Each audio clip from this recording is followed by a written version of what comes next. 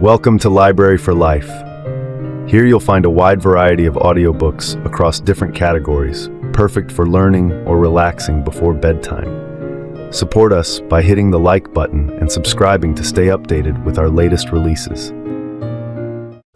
Read by Peter Dan. Heart of Darkness by Joseph Conrad. Chapter 1, Part 1. The Nelly, a cruising yawl, swung to her anchor without a flutter of the sails, and was at rest.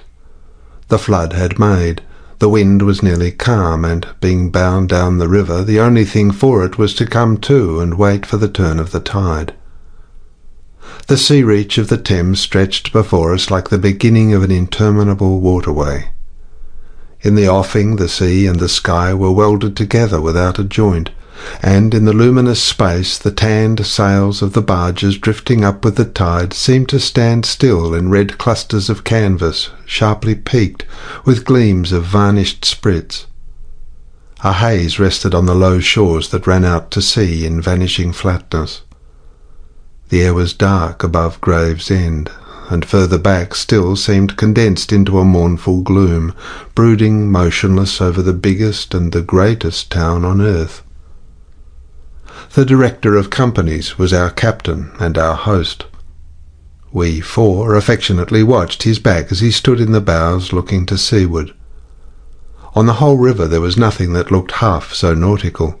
He resembled a pilot, which to a seaman is trustworthiness personified. It was difficult to realize his work was not out there in the luminous estuary, but behind him, within the brooding gloom. Between us there was, as I have already said somewhere, the bond of the sea. Besides holding our hearts together through long periods of separation, it had the effect of making us tolerant of each other's yarns, and even convictions. The lawyer, the best of old fellows, had, because of his many years and many virtues, the only cushion on deck, and was lying on the only rug. The accountant had brought out already a box of dominoes, and was toying architecturally with the bones. Marlowe sat cross-legged right aft, leaning against the mizzen-mast. He had sunken cheeks, a yellow complexion, a straight back, an ascetic aspect, and with his arms dropped, the palms of his hands outwards, resembled an idol.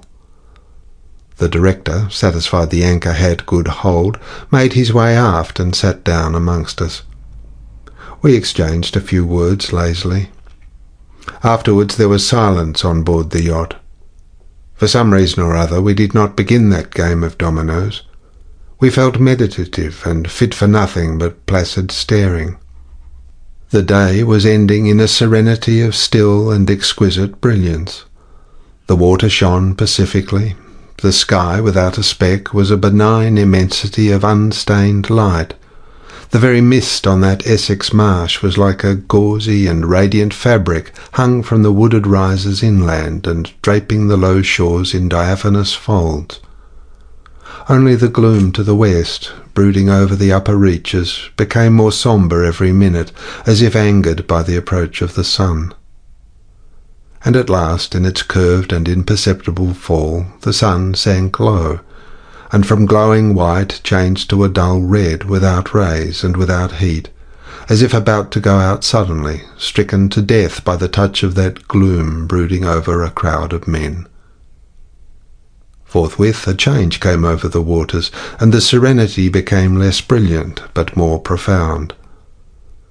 The old river in its broad reach rested unruffled at the decline of day, after ages of good service done to the race that peopled its banks, spread out in the tranquil dignity of a waterway leading to the uttermost ends of the earth. We looked at the venerable stream, not in the vivid flush of a short day that comes and departs forever, but in the august light of abiding memories. And indeed nothing is easier for a man who has, as the phrase goes, followed the sea with reverence and affection, than to evoke the great spirit of the past upon the lower reaches of the Thames. The tidal current runs to and fro in its unceasing service, crowded with memories of men and ships it had borne to the rest of home or to the battles of the sea.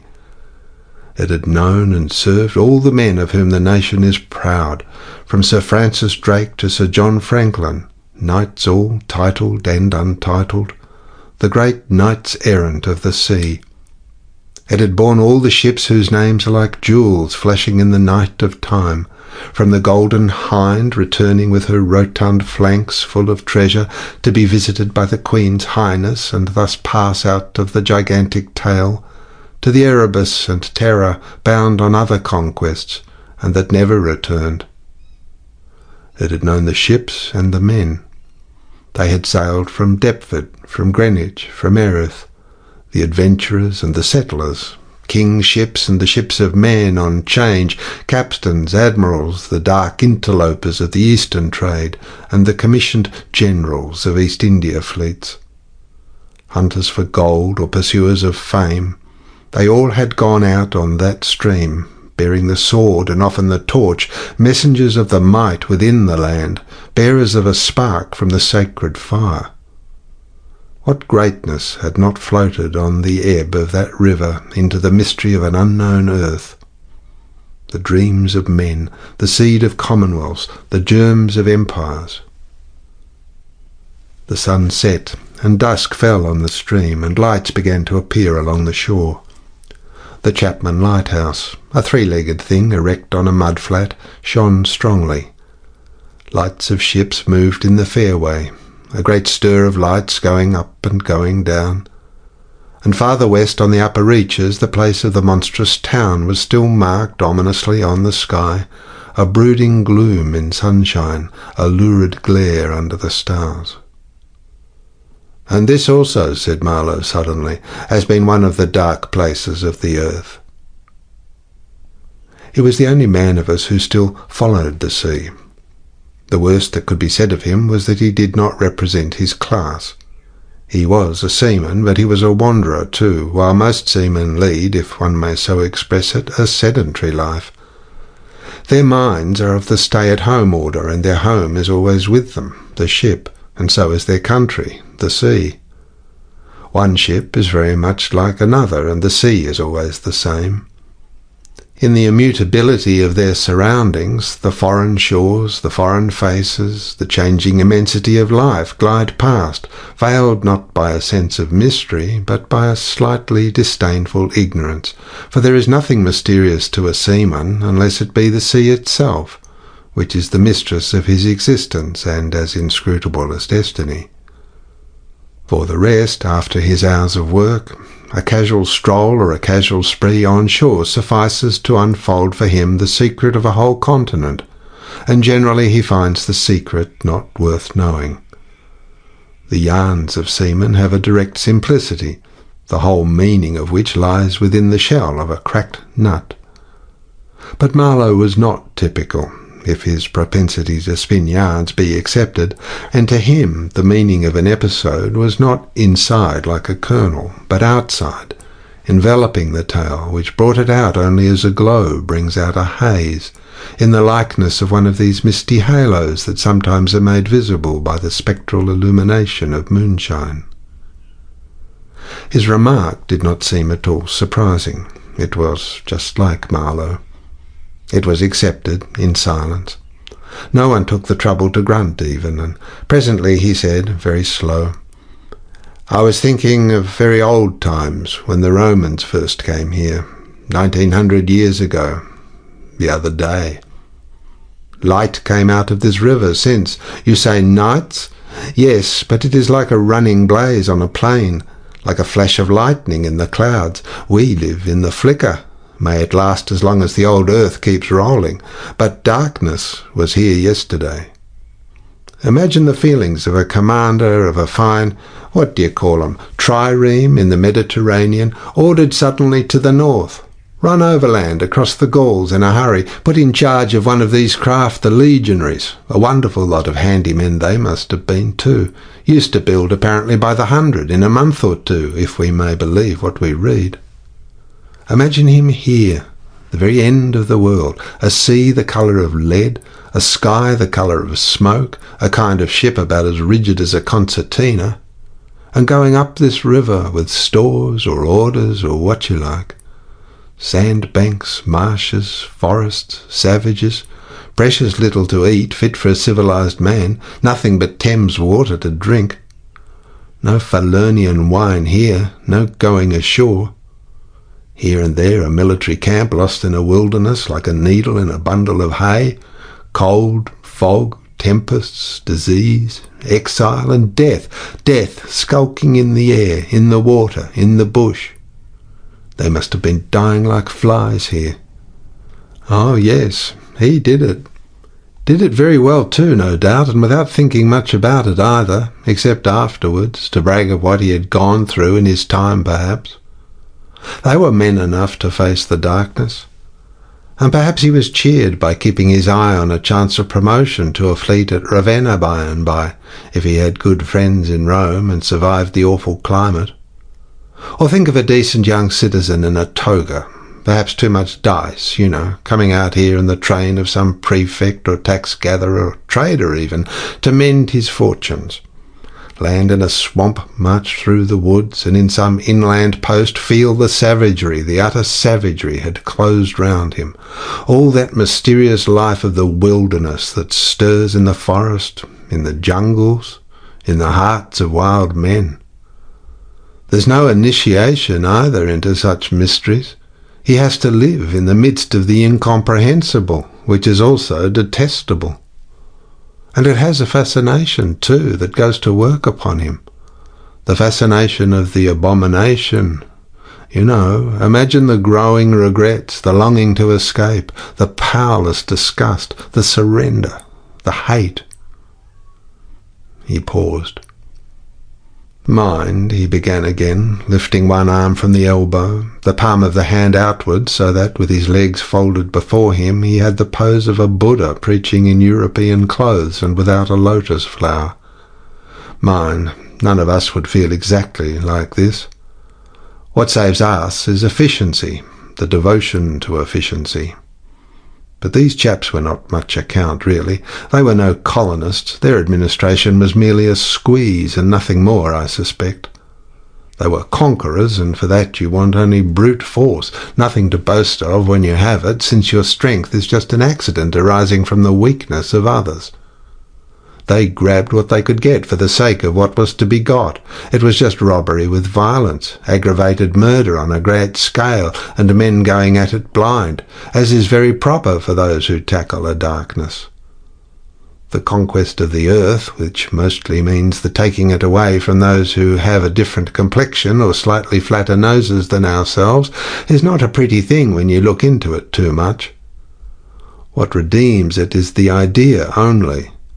An idea at the back of it, not a sentimental pretense, but an idea, and an unselfish belief in the idea, something you can set up and bow down before and offer a sacrifice to. He broke off.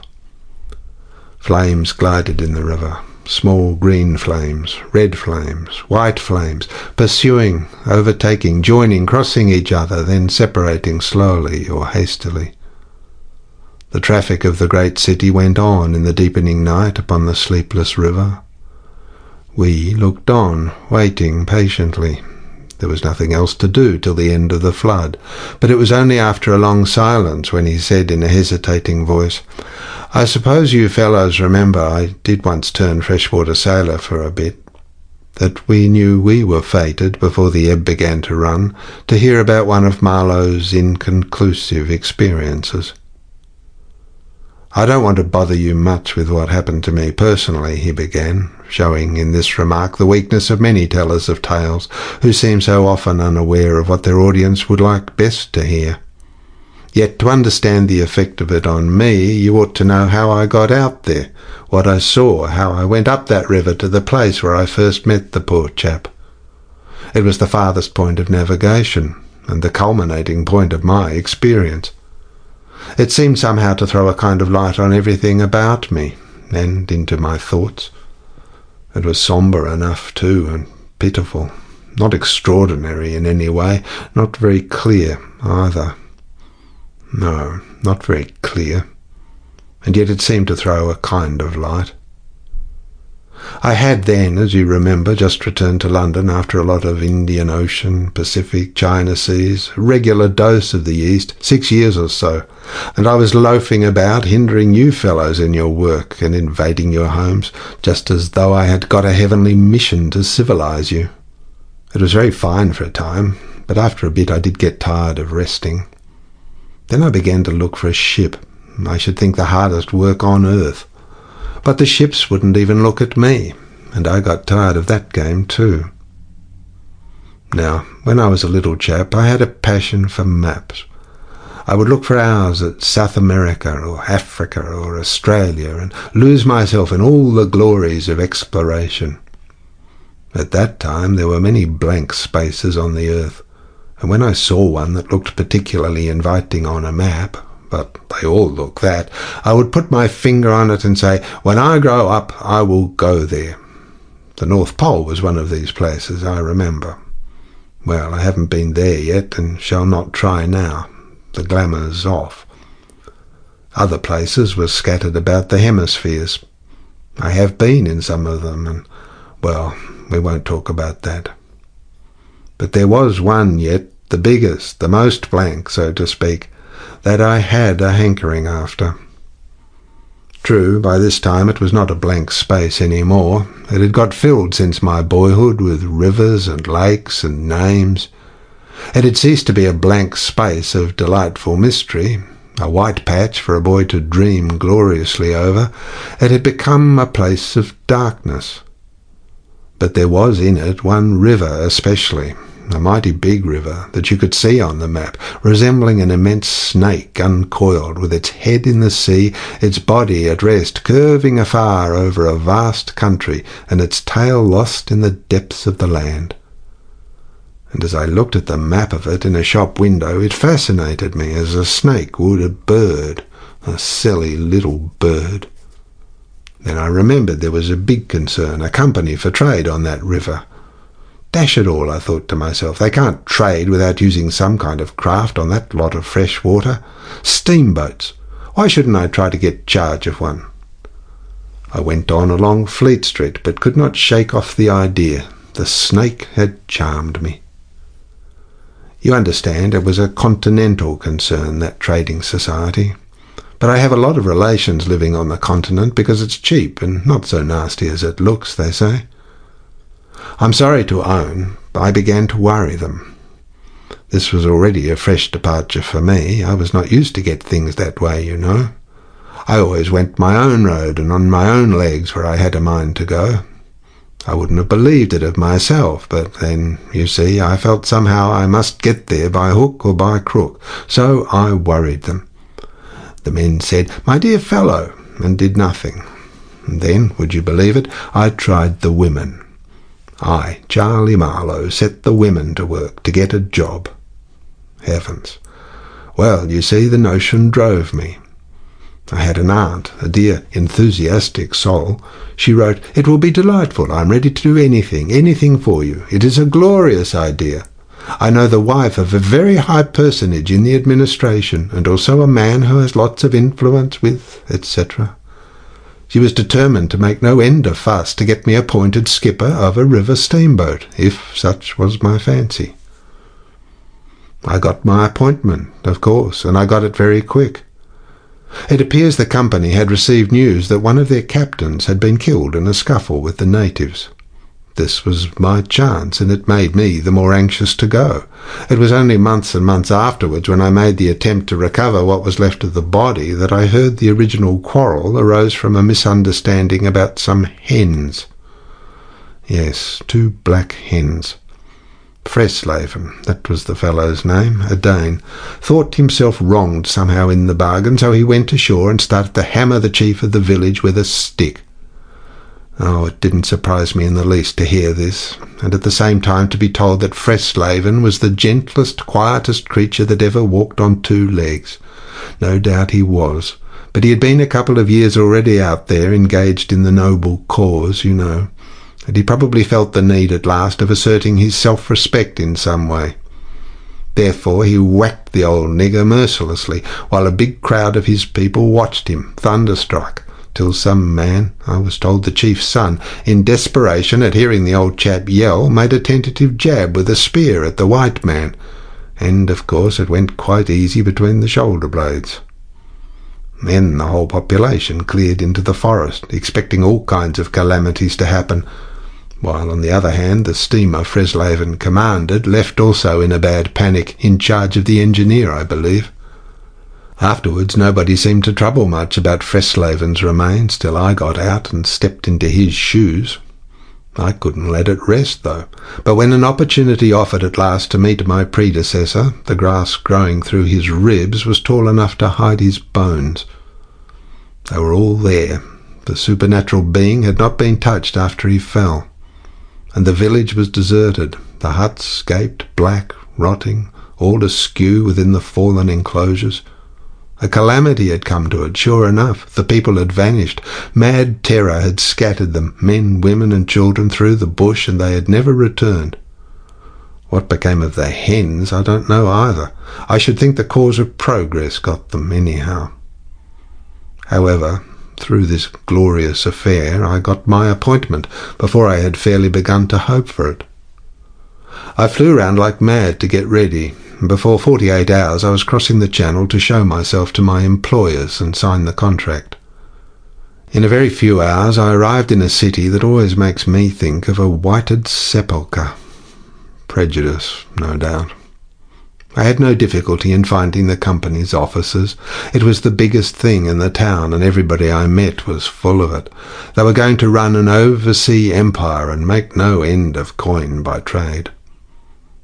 A narrow and deserted street in deep shadow, high houses, innumerable windows with Venetian blinds, a dead silence, grass sprouting between the stones, imposing carriage archways right and left, immense double doors standing ponderously ajar. I slipped through one of these cracks, went up a swept and ungarnished staircase as arid as a desert, and opened the first door I came to. Two women, one fat and the other slim, sat on store-bottom chairs knitting black wool. The slim one got up and walked straight at me, still knitting with downcast eyes, and only just as I began to think of getting out of her way, as you would for a somnambulist, stood still and looked up. Her dress was as plain as an umbrella cover, and she turned round without a word and preceded me into a waiting room. I gave my name and looked about. Deal table in the middle, plain chairs all round the walls, on one end a large shining map marked with all the colours of a rainbow. There was a vast amount of red, good to see at any time because one knows that some real work is done in there. A deuce of a lot of blue, a little green, smears of orange, and on the east coast a purple patch to show where the jolly pioneers of progress drink the jolly lager beer. However, I wasn't going into any of these. I was going into the yellow, dead in the centre. And the river was there, fascinating, deadly, like a snake. Oh! A door opened, a white-haired secretarial head, but wearing a compassionate expression, appeared, and a skinny forefinger beckoned me into the sanctuary. Its light was dim, and a heavy writing desk squatted in the middle. From behind that structure came out an impression of pale plumpness in a frock-coat. The great man himself. He was 5'6", I should judge, and had his grip on the handle end of ever so many millions. He shook hands, I fancy, murmured vaguely, was satisfied with my French. Bon voyage. In about 45 seconds I found myself again in the waiting room with the compassionate secretary who, full of desolation and sympathy, made me sign some document. I believe I undertook, among other things, not to disclose any trade secrets. Well, I'm not going to. I began to feel slightly uneasy. You know I'm not used to such ceremonies, and there was something ominous in the atmosphere. It was just as though I had been let into some conspiracy. I don't know, something not quite right, and I was glad to get out. In the outer room the two women knitted black wool feverishly. People were arriving, and the younger one was walking back and forth introducing them. The old one sat on her chair. Her flat cloth slippers were propped up on a foot warmer, and a cat reposed on her lap. She wore a starched white affair on her head, had a wart on one cheek, and silver-rimmed spectacles hung on the tip of her nose. She glanced at me above the glasses. The swift and indifferent placidity of that look troubled me. Two youths with foolish and cheery countenances were being piloted over, and she threw at them the same quick glance of unconcerned wisdom. She seemed to know all about them, and about me too. An eerie feeling came over me. She seemed uncanny and fateful.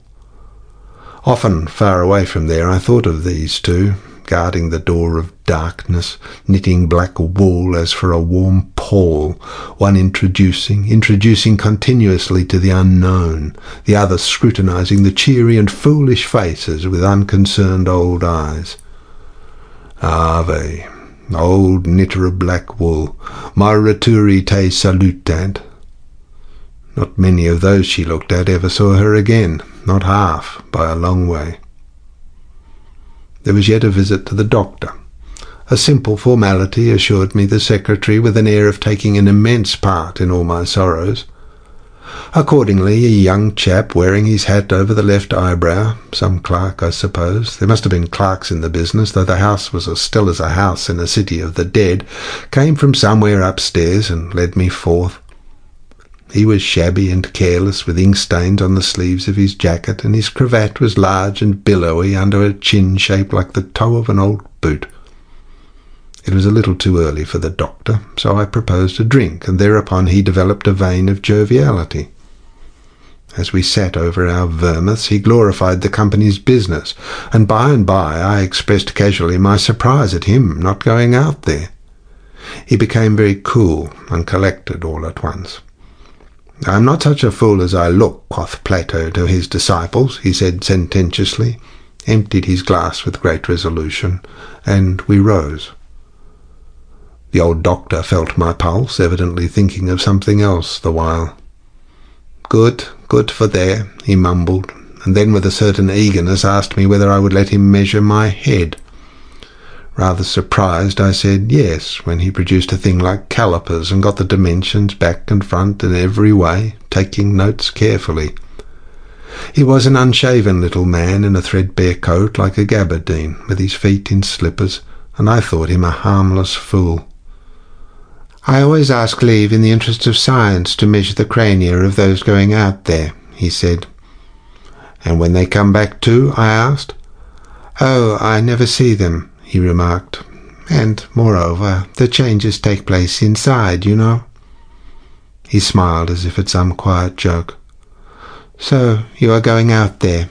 Famous. Interesting, too." He gave me a searching glance and made another note. "Ever any madness in your family?" he asked in a matter-of-fact tone. I felt very annoyed. "Is that question in the interest of science too?" "It would be," he said without taking notice of my irritation, "interesting for science to watch the mental changes of individuals on the spot, but—" "Are you an alienist?" I interrupted. "Every doctor should be, a little," answered that original imperturbably. "I have a little theory which you messieurs who go out there must help me to prove. This is my share in the advantages my country shall reap from the possession of such a magnificent dependency. The mere wealth I leave to others. Pardon my questions, but you are the first Englishman coming under my observation." I hastened to assure him I was not in the least typical. "If I were," said I wouldn't be talking like this with you." "What you say is rather profound and probably erroneous," he said with a laugh. "Avoid irritation more than exposure to the sun. Adieu. How do you English say, eh? Goodbye. Goodbye. Adieu. In the tropics one must, before everything, keep calm." He lifted a warning finger. "Du calm, du calm." One thing more remained to do, say goodbye to my excellent aunt. I found her triumphant. I had a cup of tea, the last decent cup of tea for many days, and in a room that most soothingly looked just as you would expect a lady's drawing-room to look, we had a long quiet chat by the fireside. In the course of these confidences it became quite plain to me I had been represented to the wife of the high dignitary, and goodness knows to how many more people besides, as an exceptional and gifted creature, a piece of good fortune for the company, a man you don't get hold of every day. Good heavens, and I was going to take charge of a twopenny-halfpenny river steamboat with a penny whistle attached. It appeared, however, I was also one of the workers with a capital, you know. Something like an emissary of light, something like a lower sort of apostle. There had been a lot of such rot let loose in print and talk just about that time, and the excellent woman, living right in the rush of all that humbug, got carried off her feet. She talked about weaning those ignorant millions from their horrid ways, until, upon my word, she made me quite uncomfortable. I ventured to hint that the company was run for profit. "You forget, dear Charlie, that the labourer is worthy of his hire," she said brightly. It's queer how out of touch with truth women are. They live in a world of their own, and there has never been anything like it, and never can be. It is too beautiful altogether, and if they were to set it up, it would go to pieces before the first sunset. Some confounded fact we men have been living contentedly with ever since the day of creation would start up and knock the whole thing over. After this I got embraced, told to wear flannel, be sure to write often, and so on, and I left.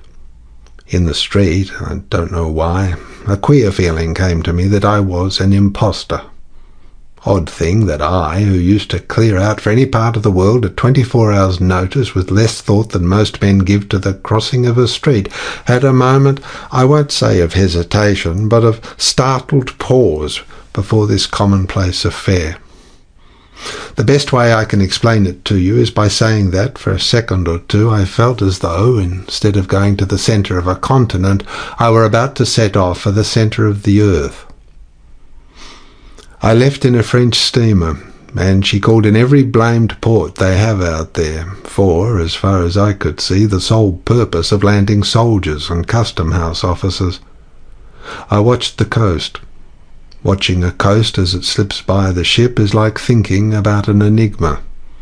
There it is before you, smiling, frowning, inviting, grand, mean, insipid or savage, and always mute, with an air of whispering, "Come and find out." This one was almost featureless, as if still in the making, with an aspect of monotonous grimness. The edge of a colossal jungle, so dark green as to be almost black, fringed with white surf, ran straight like a ruled line, far, far away along a blue sea whose glitter was blurred by a creeping mist. The sun was fierce. The land seemed to glisten and drip with steam. Here and there greyish, whitish specks showed up clustered inside the white surf, with a flag flying above them perhaps. Settlements some centuries old, and still no bigger than pinheads on the untouched expanse of their background. We pounded along, stopped, landed soldiers, went on, landed custom-house clerks to levy toll in what looked like a god-forsaken wilderness, with a tin shed and a flagpole lost in it, landed more soldiers to take care of the custom-house clerks, presumably. Some, I heard, got drowned in the surf, but whether they did or not, nobody seemed particularly to care. They were just flung out there, and on we went. Every day the coast looked the same, as though we had not moved, but we passed various places, trading places, with names like Grand Bassam, Little Popo, names that seemed to belong to some sordid farce acted in front of a sinister backcloth. The idleness of a passenger, my isolation among all these men with whom I had no point of contact, the oily and languid sea, the uniform sombreness of the coast, seemed to keep me away from the truth of things, within the toil of a mournful and senseless delusion. The voice of the surf, heard now and then, was a positive pleasure, like the speech of a brother. It was something natural, that had its reason, that had a meaning. Now and then a boat from the shore gave one a momentary contact with reality. It was paddled by blackfellows. You could see from afar the white of their eyeballs glistening. They shouted, sang, their bodies streamed with perspiration. They had faces like grotesque masks, these chaps. But they had bone, muscle, a wild vitality, an intense energy of movement that was as natural and true as the surf along their coast. They wanted no excuse for being there. They were a great comfort to look at. For a time I would feel I belonged still to a world of straightforward facts, but the feeling would not last long. Something would turn up to scare it away. Once, I remember, we came upon a man-of-war anchored off the coast. There wasn't even a shed there, and she was shelling the bush. It appears the French had one of their wars going on thereabouts. Her ensign dropped limp like a rag. The muzzles of the long 6-inch guns stuck out all over the low hull. The greasy, slimy swell swung her up lazily and let her down, swaying her thin masts. In the empty immensity of earth, sky, and water, there she was, incomprehensible, firing into a continent. Pop would go one of the 6-inch guns. A small flame would dart and vanish, a little white smoke would disappear, a tiny projectile would give a feeble screech, and nothing happened. Nothing could happen. There was a touch of insanity in the proceeding, a sense of lugubrious drollery in the sight, and it was not dissipated by somebody on board assuring me earnestly there was a camp of natives, he called them enemies, hidden out of sight somewhere. We gave her her letters. I heard the men in that lonely ship were dying of fever at the rate of 3 a day, and went on. We called at some more places with farcical names, where the merry dance of death and trade goes on in a still and earthy atmosphere, as of an overheated catacomb, all along the formless coast bordered by dangerous surf, as if nature herself had tried to ward off intruders. In and out of rivers, streams of death in life, whose banks were rotting into mud, whose waters, thickened into slime, invaded the contorted mangroves that seemed to writhe at us in the extremity of an impotent despair. Nowhere did we stop long enough to get a particularized impression, but the general sense of vague and oppressive wonder grew upon me. It was like a weary pilgrimage amongst hints for nightmares. It was upward of 30 days before I saw the mouth of the big river. We anchored off the seat of the government, but my work would not begin till some 200 miles farther on. So as soon as I could, I made a start for a place 30 miles higher up. I had my passage on a little sea-going steamer. Her captain was a Swede, and knowing me for a seaman, invited me on the bridge. He was a young man, lean, fair, and morose, with lanky hair and a shuffling gait.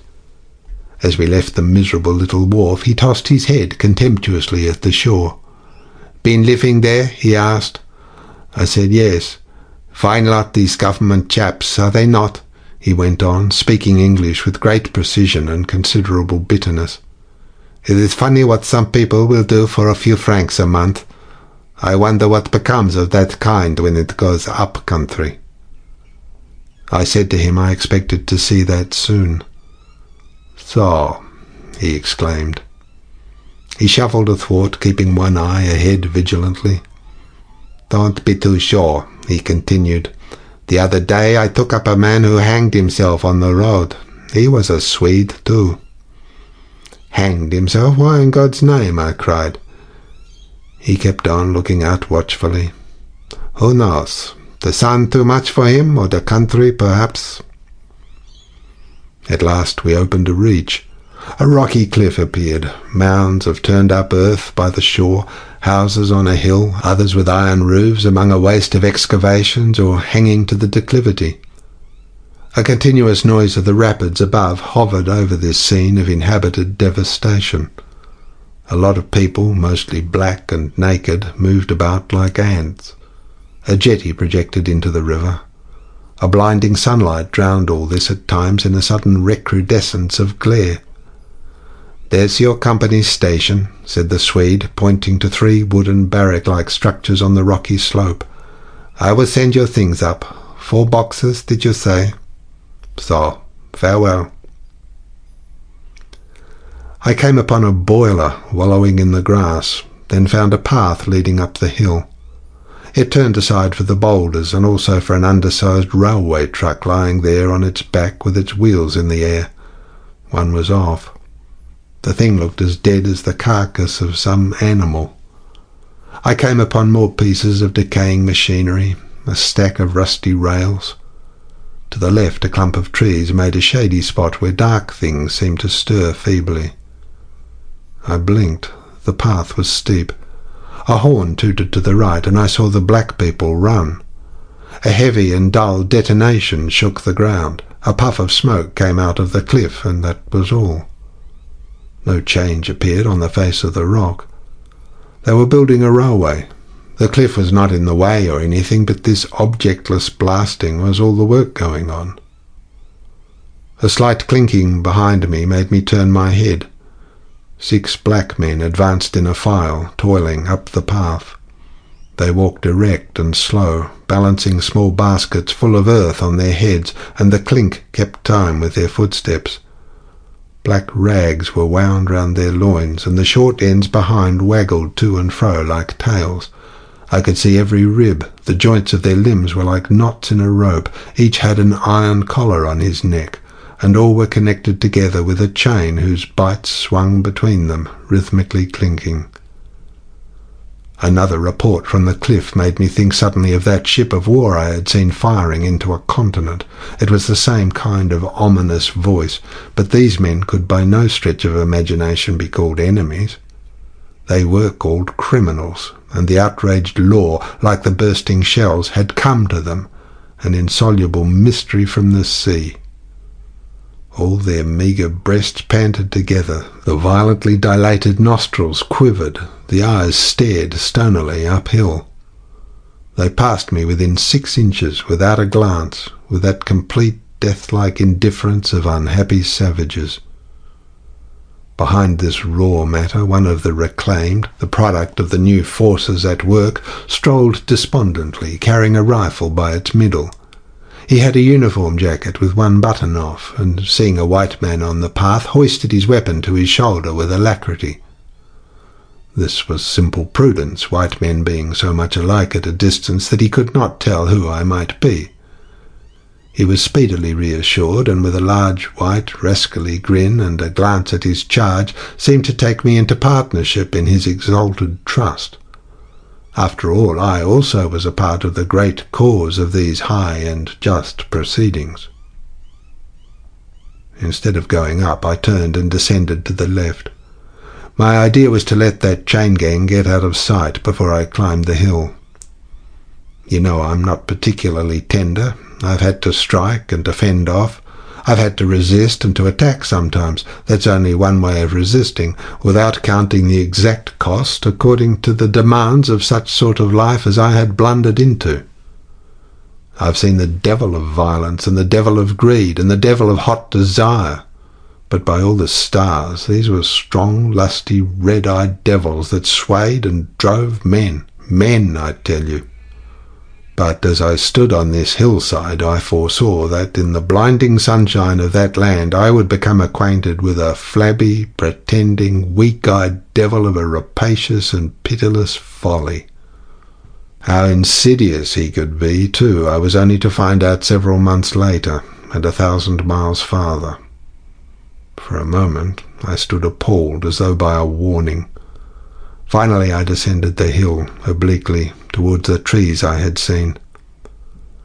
I avoided a vast artificial hole somebody had been digging on the slope, the purpose of which I found it impossible to divine. It wasn't a quarry or a sandpit anyhow. It was just a hole. It might have been connected with the philanthropic desire of giving the criminal something to do. I don't know. Then I nearly fell into a very narrow ravine, almost no more than a scar in the hillside. I discovered that a lot of imported drainage pipes for the settlement had been tumbled in there. There wasn't one that was not broken. It was a wanton smash-up. At last I got under the trees. My purpose was to stroll into the shade for a moment, but no sooner within than it seemed to me I had stepped into the gloomy circle of some inferno. The rapids were near, and an uninterrupted, uniform, headlong, rushing noise filled the mournful stillness of the grove, where not a breath stirred, not a leaf moved, with a mysterious sound, as though the tearing pace of the launched earth had suddenly become audible. Black shapes crouched, lay, sat between the trees, leaning against the trunks, clinging to the earth, half coming out, half effaced within the dim light, in all the attitudes of pain, abandonment, and despair. Another mine on the cliff went off, followed by a slight shudder of the soil under my feet.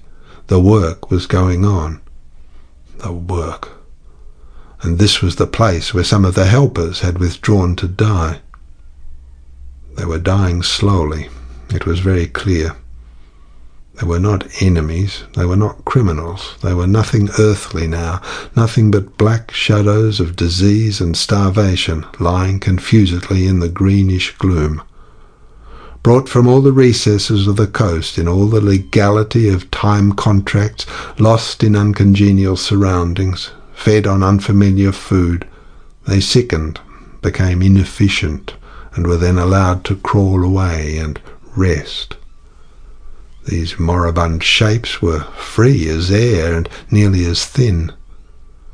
I began to distinguish the gleam of the eyes under the trees.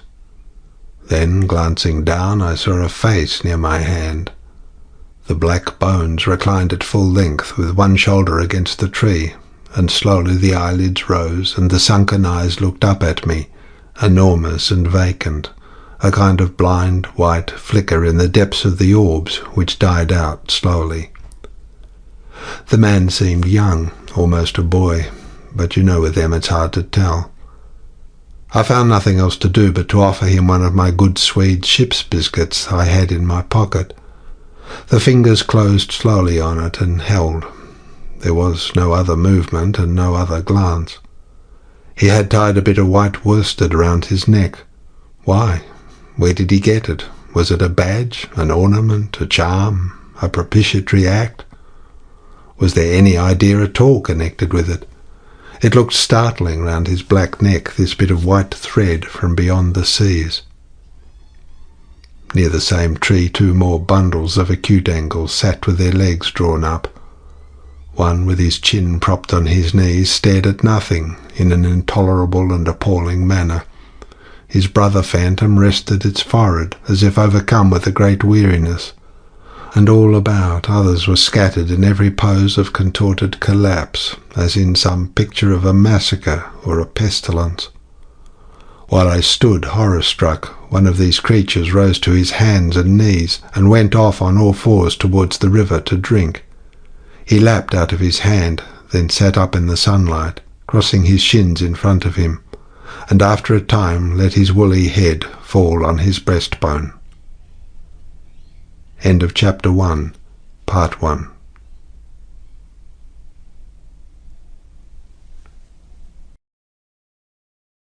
Part 1, Chapter 2.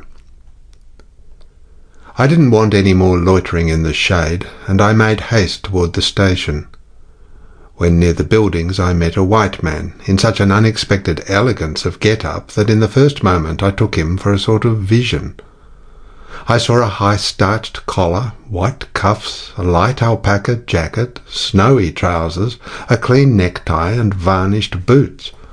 No hat, hair parted, brushed, oiled under a green-lined parasol held in a big white hand. He was amazing, and had a pen-holder behind his ear. I shook hands with this miracle, and I learned he was the company's chief accountant, and that all the bookkeeping was done at this station. He had come out for a moment, he said, to get a breath of fresh air. The expression sounded wonderfully odd with its suggestion of sedentary desk life. I wouldn't have mentioned the fellow to you at all, only it was from his lips that I first heard the name of the man who was so indissolubly connected with the memories of that time. Moreover, I respected the fellow. Yes, I respected his collars, his vast cuffs, his brushed hair. His appearance was certainly that of a hairdresser's dummy, but in the great demoralization of the land he kept up his appearance. That's backbone. His starched collars and got-up shirt fronts were achievements of character. He had been out nearly 3 years, and later I could not help asking him how he managed to sport such linen. He had just the faintest blush and said modestly, "I've been teaching one of the native women about the station. It was difficult. She had a distaste for the work." Thus this man had verily accomplished something, and he was devoted to his books, which were in apple pie order. Everything else in the station was in a muddle. Heads, things, buildings. Strings of dusty niggers with splay feet arrived and departed, a stream of manufactured goods, rubbishy cottons, beads and brass wire sent into the depths of darkness, and in return came a precious trickle of ivory. I had to wait in the station for 10 days, an eternity. I lived in a hut in the yard, but to be out of the chaos I would sometimes get into the accountant's office. It was built of horizontal planks, and so badly put together that, as he bent over his high desk, he was barred from neck to heels with narrow strips of sunlight. There was no need to open the big shutter to see. It was hot there, too. Big flies buzzed fiendishly and did not sting but stabbed. I sat generally on the floor, while a faultless appearance and even slightly scented, perching on a high stool, he wrote. Sometimes he stood up for exercise. When a truckle bed with a sick man, some invalid agent from up country, was put in there, he exhibited a gentle annoyance. "The groans of this sick person," he said, "distract my attention, and without that it is extremely difficult to guard against clerical errors in this climate." One day he remarked, without lifting his head, "In the interior you will no doubt meet Mr. Kurtz." On my asking who Mr. Kurtz was, he said he was a first-class agent, and seeing my disappointment at this information, he added slowly, laying down his pen, "He is a very remarkable person." Further questions elicited from him that Mr. Kurtz was at present in charge of a trading post, a very important one, in the true ivory country, at the very bottom of there, sends in as much ivory as all the others put together. He began to write again. The sick man was too ill to groan. The flies buzzed in a great peace. Suddenly there was a growing murmur of voices and a great tramping of feet. A caravan had come in. A violent babble of uncouth sounds burst out on the other side of the planks. All the carriers were speaking together, and in the midst of the uproar the lamentable voice of the chief agent was heard, giving it up tearfully for the 20th time that day. He rose slowly. "What a frightful row," he said. He crossed the room gently to look at the sick man, and returning, said to me, "He does not hear." "What, dead?" I asked, startled. "No, not yet," he answered, with great composure. Then, alluding with a toss of the head to the tumult in the station-yard, "When one has got to make correct entries, one comes to hate those savages, hate them to the death." He remained thoughtful for a moment. "When you see Mr. Kurtz," he went on, "tell him from me that everything here," he glanced at the deck, "is very satisfactory. I don't like to write to him. With those messengers of ours, you never know who may get hold of your letter at that central station." He stared at me for a moment with his mild, bulging eyes. "Oh, he will go far, very far," he began again. "He will be a somebody in the administration before long. They above, the Council in Europe, you know, mean him to be." He turned to his work. The noise outside had ceased, and presently, in going out, I stopped at the door. In the steady buzz of flies, the homeward-bound agent was lying finished and insensible. The other, bent over his books, was making correct entries of perfectly correct transactions, and 50 feet below the doorstep I could see the still tree-tops of the Grove of Death. Next day I left that station at last with a caravan of 60 men for a 200-mile tramp. No use telling you much about that. paths everywhere, a stamped-in network of paths spreading over the empty land, through the long grass, through burnt grass, through thickets, down and up chilly ravines, up and down stony hills ablaze with heat, and a solitude, nobody, not a hut. The population had cleared out a long time ago. Well, if a lot of mysterious niggers armed with all kinds of fearful weapons suddenly took to travelling on the road between Deal and Gravesend, catching the yokels right and left to carry heavy loads for them, I fancy every farm and cottage thereabouts would get empty very soon. Only here the dwellings were gone too. Still, I passed through several abandoned villages. There's something pathetically childish in the ruins of grass walls. Day after day, with the stamp and shuffle of 60 pair of bare feet behind me, each pair under a 60-pound load. Camp, cook, sleep, strike camp, march. Now and then a carrier dead in harness, at rest in the long grass near the path, with an empty water gourd and his long staff lying by his side. A great silence around and above.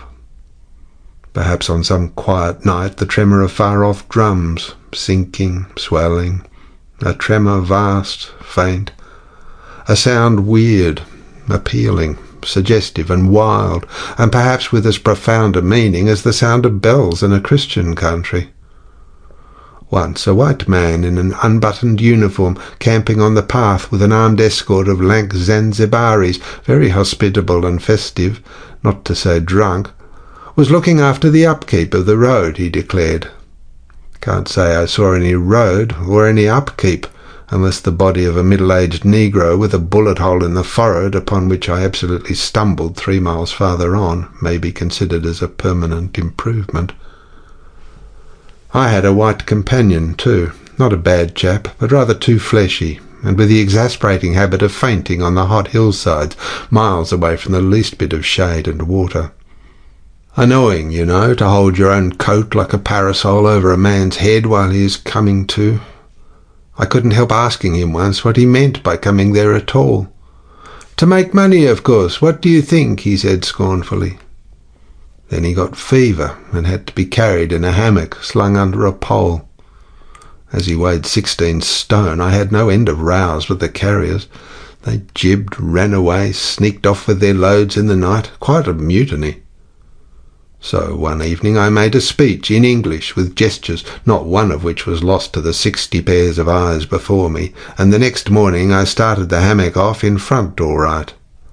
An hour afterwards I came upon the whole concern wrecked in a bush. Man, hammock, groans, blankets, horrors.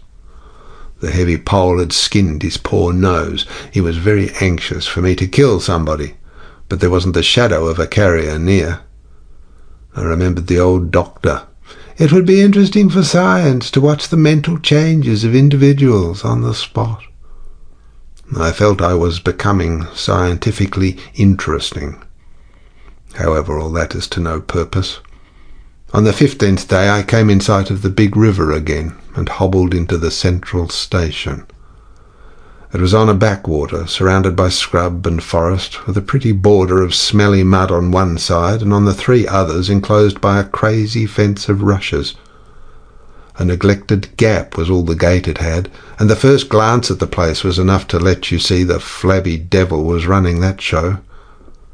White men with long staves in their hands appeared languidly from amongst the buildings, strolling up to take a look at me, and then retired out of sight somewhere.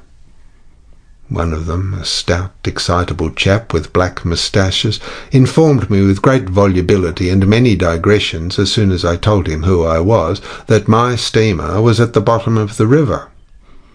I was thunderstruck. What? How? Why? Oh, it was all right. The manager himself was there. Oh, quite correct. Everybody had behaved splendidly, splendidly. You must, he said in agitation, go and see the general manager at once. He is waiting.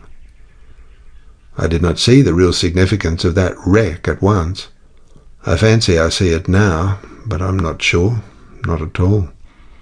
Certainly the affair was too stupid, when I think of it, to be altogether natural. Still, But at the moment it presented itself simply as a confounded nuisance.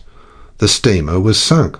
They had started 2 days before in a sudden hurry up the river with the manager on board in charge of some volunteer skipper, and before they had been out 3 hours they tore the bottom out of her on stones, and she sank near the south bank. I asked myself what I was to do there now my boat was lost. As a matter of fact, I had plenty to do in fishing my command out of the river. I had to set about it the very next day. That and the repairs, when I brought the pieces to the station, took some months. My first interview with the manager was curious. He did not ask me to sit down after my 20-mile walk that morning. He was commonplace in complexion, in features, in manners, and in voice. He was of middle size and of ordinary build. His eyes, of the usual blue, were perhaps remarkably cold, and he certainly could make his glance fall on one as trenchant and heavy as an axe. But even at these times the rest of his person seemed to disclaim the intention. Otherwise there was only an indefinable, faint expression of his lips, something stealthy. A smile, not a smile. I remember it, but I can't explain. It was unconscious, this smile was, though just after he had said something it got intensified for an instant. It came at the end of his speeches, like a seal applied on the words to make the meaning of the commonest phrase appear absolutely inscrutable. He was a common trader from his youth up, employed in these parts, nothing more. He was obeyed, yet he inspired neither love nor fear, nor even respect. He inspired uneasiness. That was it, uneasiness. Not a definite mistrust, just uneasiness, nothing more. You have no idea how effective such a faculty can be. He had no genius for organizing, for initiative, or for order even. That was evident in such things as the deplorable state of the station. He had no learning and no intelligence. His position had come to him. Why? Perhaps because he was never ill. He had served 3 terms of 3 years out there. Because triumphant health in the general rout of constitutions is a kind of power in itself. When he went home on leave he rioted on a large scale, pompously. Jack ashore, with a difference, in externals only. This one could gather from his casual talk. He originated nothing. He could keep the routine going, that's all. But he was great. He was great by this little thing that it was impossible to tell what could control such a man. He never gave that secret away. Perhaps there was nothing within him. Such a suspicion made one pause, for out there were no external checks. Once, when various tropical diseases had laid low almost every agent in the station, he was heard to say, "Men who come out here should have no entrails." He sealed the utterance with that smile of his, as though it had been a door opening into a darkness he had in his keeping. You fancied you had seen things, but the seal was on. When, annoyed at mealtimes by the constant quarrels of the white men about precedence, he ordered an immense round table to be made, for which a special house had to be built. This was the station's mess room. Where he sat was the first place, the rest was nowhere. One felt this to be his unalterable conviction. He was neither civil nor uncivil. He was quiet. He allowed his boy, an overfed young negro from the coast, to treat the white men under his very eyes with provoking insolence. He began to speak as soon as he saw me. I had been very long on the road. He could not wait, had to start without me. The upriver stations had to be relieved. There had been so many delays already that he did not know who was dead and who was alive and how they got on, and so on and so on. He paid no attention to my explanations, and, playing with a stick of sealing wax, repeated several times that the situation was very grave, very grave. There were rumours that a very important station was in jeopardy, and its chief, Mr. Kurtz, was ill. Hoped it was not true. Mr. Kurtz was... I felt weary and irritable. Hang Kurtz, I thought. I interrupted him by saying I had heard of Mr. Kurtz on the coast. "Ah, so they talk of him down there," he murmured to himself. Then he began again, assuring me Mr. Kurtz was the best agent he had, an exceptional man, of the greatest importance to the company. Therefore I could understand his anxiety. He was, he said, very, very uneasy. Certainly he fidgeted on his chair a good deal, exclaimed, "Ah, Mr. Kurtz," broke the stick of sealing wax, and seemed dumbfounded by the accident. Next thing he wanted to know how long it would take to— I interrupted him again. Being hungry, you know, and kept on my feet, too, I was getting savage. "How can I tell?" I said. "I haven't even seen the wreck yet. Some months, no doubt." All this talk seemed to me so futile. "Some months," he said. "Well, let us say 3 months before we can make a start. Yes, that ought to do the affair." I flung out of his hut. He lived all alone in a clay hut with a sort of veranda, muttering to myself my opinion of him. He was a chattering idiot. Afterwards I took it back when it was borne in upon me startlingly with what extreme nicety he had estimated the time requisite for the affair. I went to work the next day, turning, so to speak, my back on that station. In that way only, it seemed to me, I could keep my hold on the redeeming facts of life. Still, one must look about sometimes, and then I saw this station, these men strolling aimlessly about in the sunshine of the yard. I asked myself sometimes what it all meant. They wandered here and there with their absurd long staves in their hands like a lot of faithless pilgrims bewitched inside a rotten fence. The word ivory rang in the air, was whispered, was sighed. You would think they were praying to it. A taint of imbecile rapacity blew through it all like a whiff from some corpse. By Jove, I've never seen anything so unreal in my life.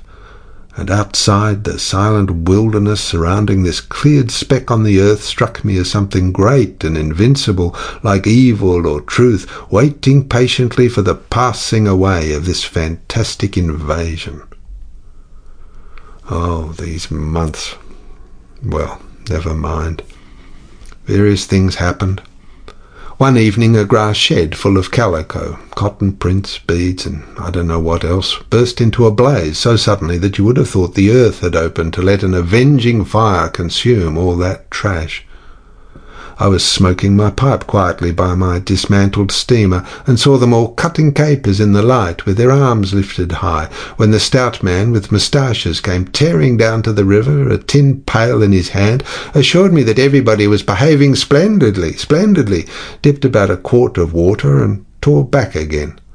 I noticed there was a hole in the bottom of his pail. I strolled up. There was no hurry. You see, the thing had gone off like a box of matches. It had been hopeless from the very first. The flame had leapt high, driven everybody back, lighted up everything, and collapsed. The shed was already a heap of embers glowing fiercely. A nigger was being beaten nearby. They said he had caused the fire in some way.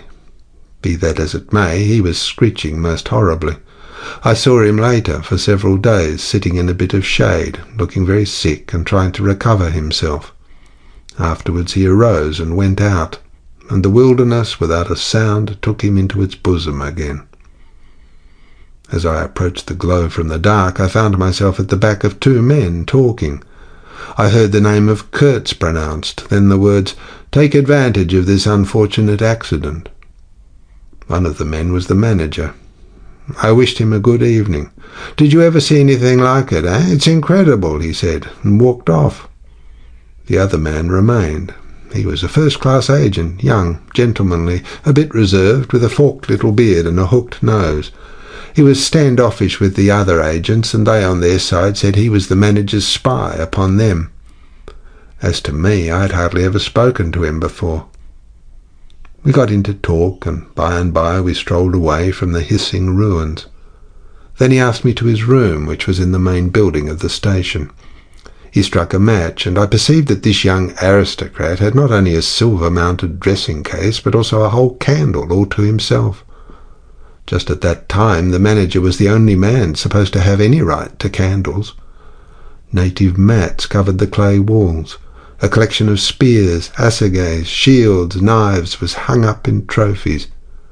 The business entrusted to this fellow was the making of bricks, so I had been informed, but there wasn't a fragment of a brick anywhere in the station, and he had been there more than a year, waiting. It seems he could not make bricks without something. I don't know what, straw maybe. Anyway, it could not be found there, and as it was not likely to be sent from Europe, it did not appear clear to me what he was waiting for. An act of special creation, perhaps. However, they were all waiting, all the 16 or 20 pilgrims of them, for something. And upon my word, it did not seem an uncongenial occupation from the way they took it, though the only thing that ever came to them was disease, as far as I could see. They beguiled the time by backbiting and intriguing against each other in a foolish kind of way. There was an air of plotting about that station, but nothing came of it, of course. It was as unreal as everything else, as the philanthropic pretence of the whole concern, as their talk, as their government, as their show of work. The only real feeling was a desire to get appointed to a trading post where ivory was to be had, so that they could earn percentages. They intrigued and slandered and hated each other only on that account. But as to effectually lifting a finger, oh no, by heavens, there is something after all in the world allowing one man to steal a horse while another must not look at a halter. Steal a horse straight out, very well, he has done it, perhaps he can ride, but there is a way of looking at a halter that would provoke the most charitable of saints into a kick. I had no idea why he wanted to be sociable. But as we chatted in there, it suddenly occurred to me the fellow was trying to get at something. In fact, pumping me. He alluded constantly to Europe, to the people I was supposed to know there, putting leading questions as to my acquaintances in the sepulchral city and so on. His little eyes glittered like mica discs with curiosity, though he tried to keep up a bit of superciliousness. At first I was astonished, but very soon I became awfully curious to see what he would find out from me. I couldn't possibly imagine what I had in me to make it worth his while. It was very pretty to see how he baffled himself, for in truth my body was full only of chills, and my head had nothing in it but that wretched steamboat business. It was evident he took me for a perfectly shameless prevaricator. At last he got angry, and to conceal a movement of furious annoyance he yawned. I rose. Then I noticed a small sketch in oils on a panel, representing a woman draped and blindfolded, carrying a lighted torch. The background was sombre, almost black. The movement of the woman was stately, and the effect of the torchlight on the face was sinister. It arrested me, and he stood by civilly holding an empty half-pint champagne bottle, medicinal comfort, with a candlestick stuck in it. To my questions he said Mr. Kurtz had painted this, in this very station, more than a year ago, while waiting for means to go to his trading post. "Tell me, pray," said I, "who is this Mr. Kurtz?" "The chief of the inner station," he answered in a short tone, looking away. "Much obliged," I said, laughing. "And you are the brickmaker of the central station, everyone knows that." He was silent for a while. "He is a prodigy," he said at last. "He is an emissary of pity and science and progress, and devils knows what else. We want," he began to declaim suddenly, "for the guidance of the cause entrusted to us by Europe, so to speak, higher intelligence, wide sympathies, a singleness of purpose." "Who says that?" I asked. "Lots of them," he replied. "Some even write that. And so he comes here, a special being, as you ought to know." "Why ought I to know?" I interrupted, really surprised. He paid no attention. "Yes, today he is chief of the best station, next year he will be assistant manager, 2 years more, and... But I dare say you know what he will be in 2 years' time. You are of the new gang, the gang of virtue. The same people who sent him specially also recommended you. Oh, don't say no, I've my own eyes to trust." Light dawned upon me. My dear aunt's influential acquaintances were producing an unexpected effect upon that young man. I nearly burst into a laugh.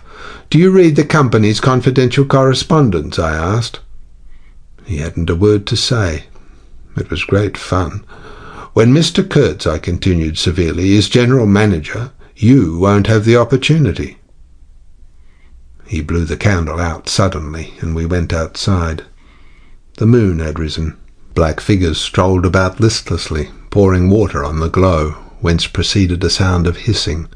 Steam ascended in the moonlight. The beaten nigger groaned somewhere.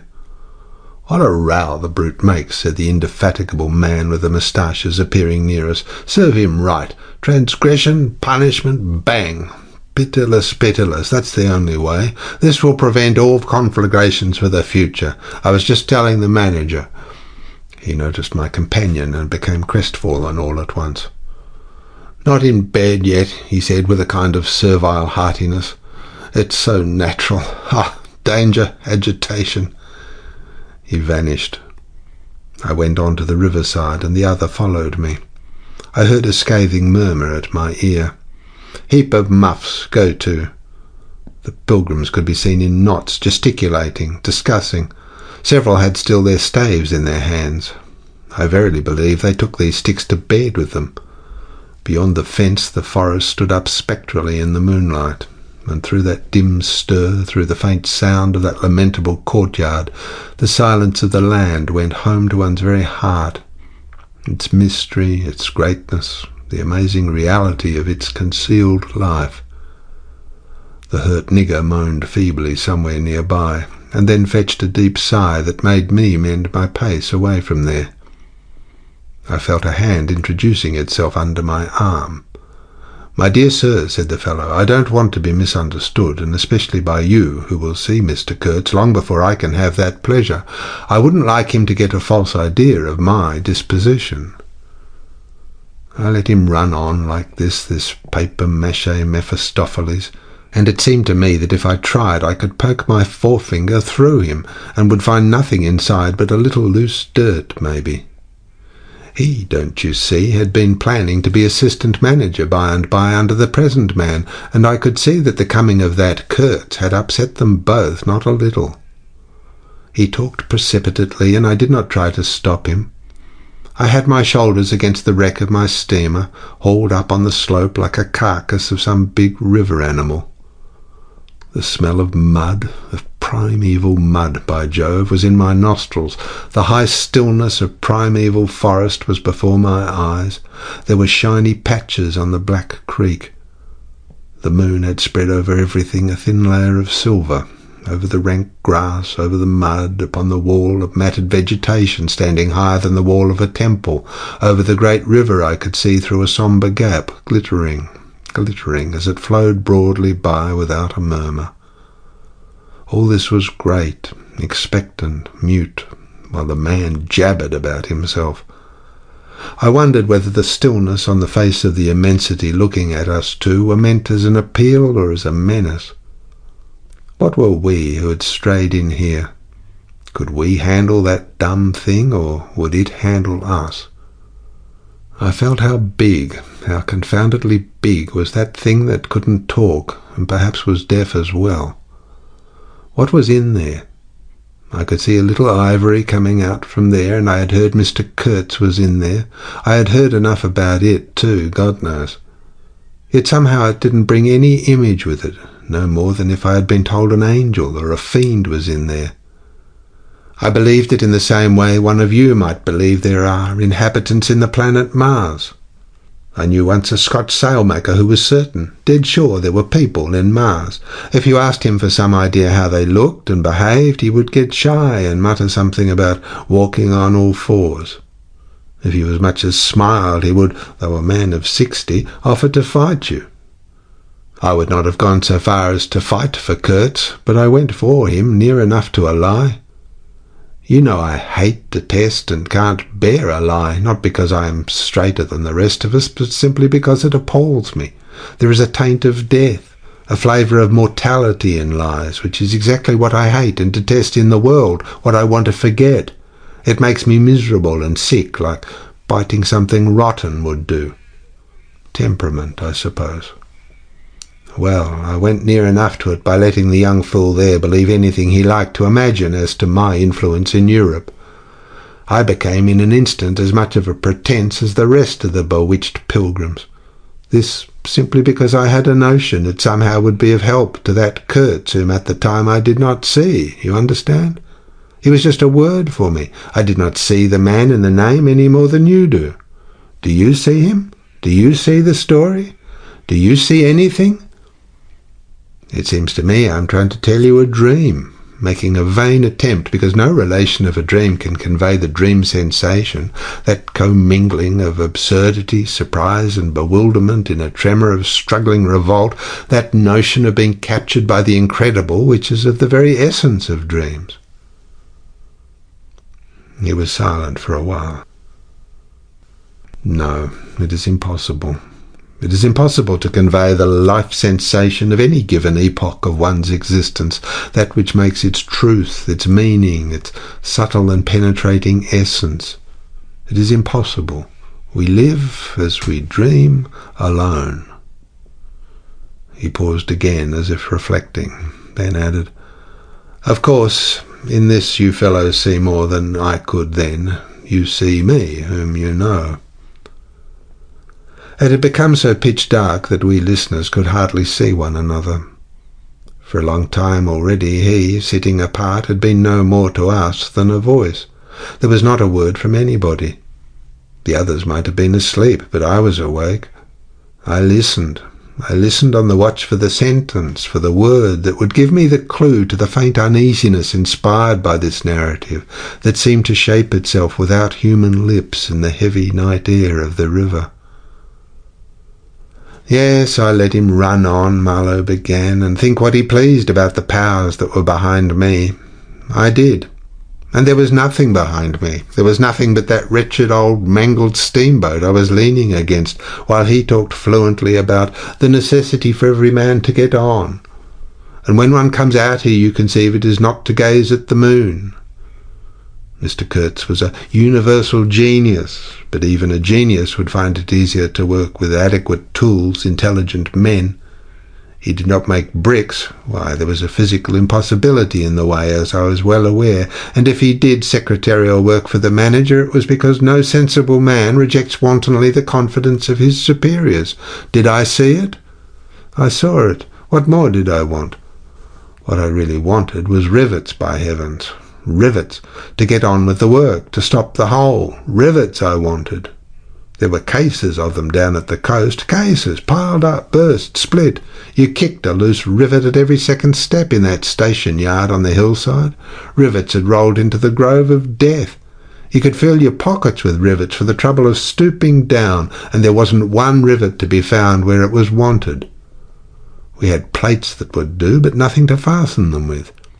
And every week the messenger, a long negro, letter bag on shoulder and staff in hand, left our station for the coast, and several times a week a coast caravan came in with trade goods, ghastly glazed calico that made you shudder only to look at it, glass beads value about a penny a quart, confounded spotted cotton handkerchiefs, and no rivets.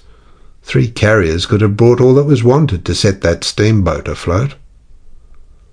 He was becoming confidential now, but I fancy my unresponsive attitude must have exasperated him at last, for he judged it necessary to inform me he feared neither God nor devil, let alone any mere man.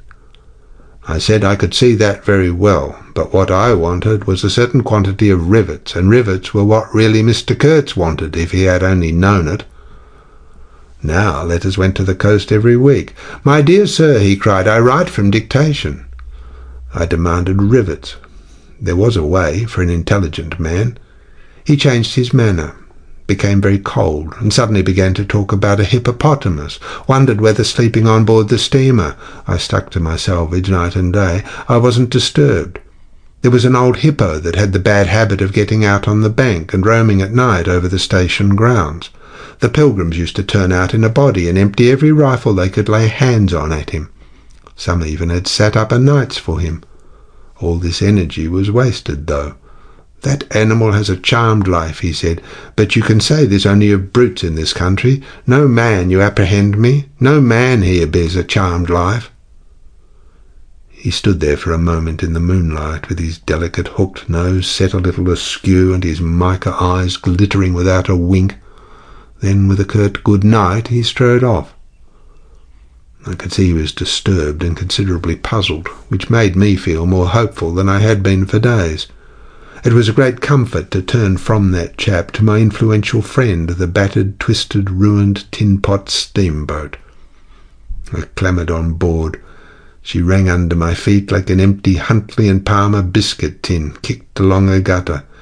She was nothing so solid in make and rather less pretty in shape, but I had expended enough hard work on her to make me love her. No influential friend would have served me better. She had given me a chance to come out a bit, to find out what I could do. No, I don't like work. I had rather laze about and think of all the fine things that can be done. I don't like work. No man does.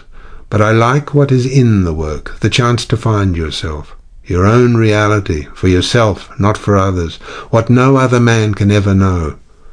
They can only see the mere show and never tell what it really means. I was not surprised to see somebody sitting aft on the deck with his legs dangling over the mud. You see, I rather chummed with the few mechanics there were on that station, whom the other pilgrims naturally despised, on account of their imperfect manners, I suppose. This was the foreman, a boiler-maker by trade, a good worker. He was a lank, bony, yellow-faced man with big, intense eyes.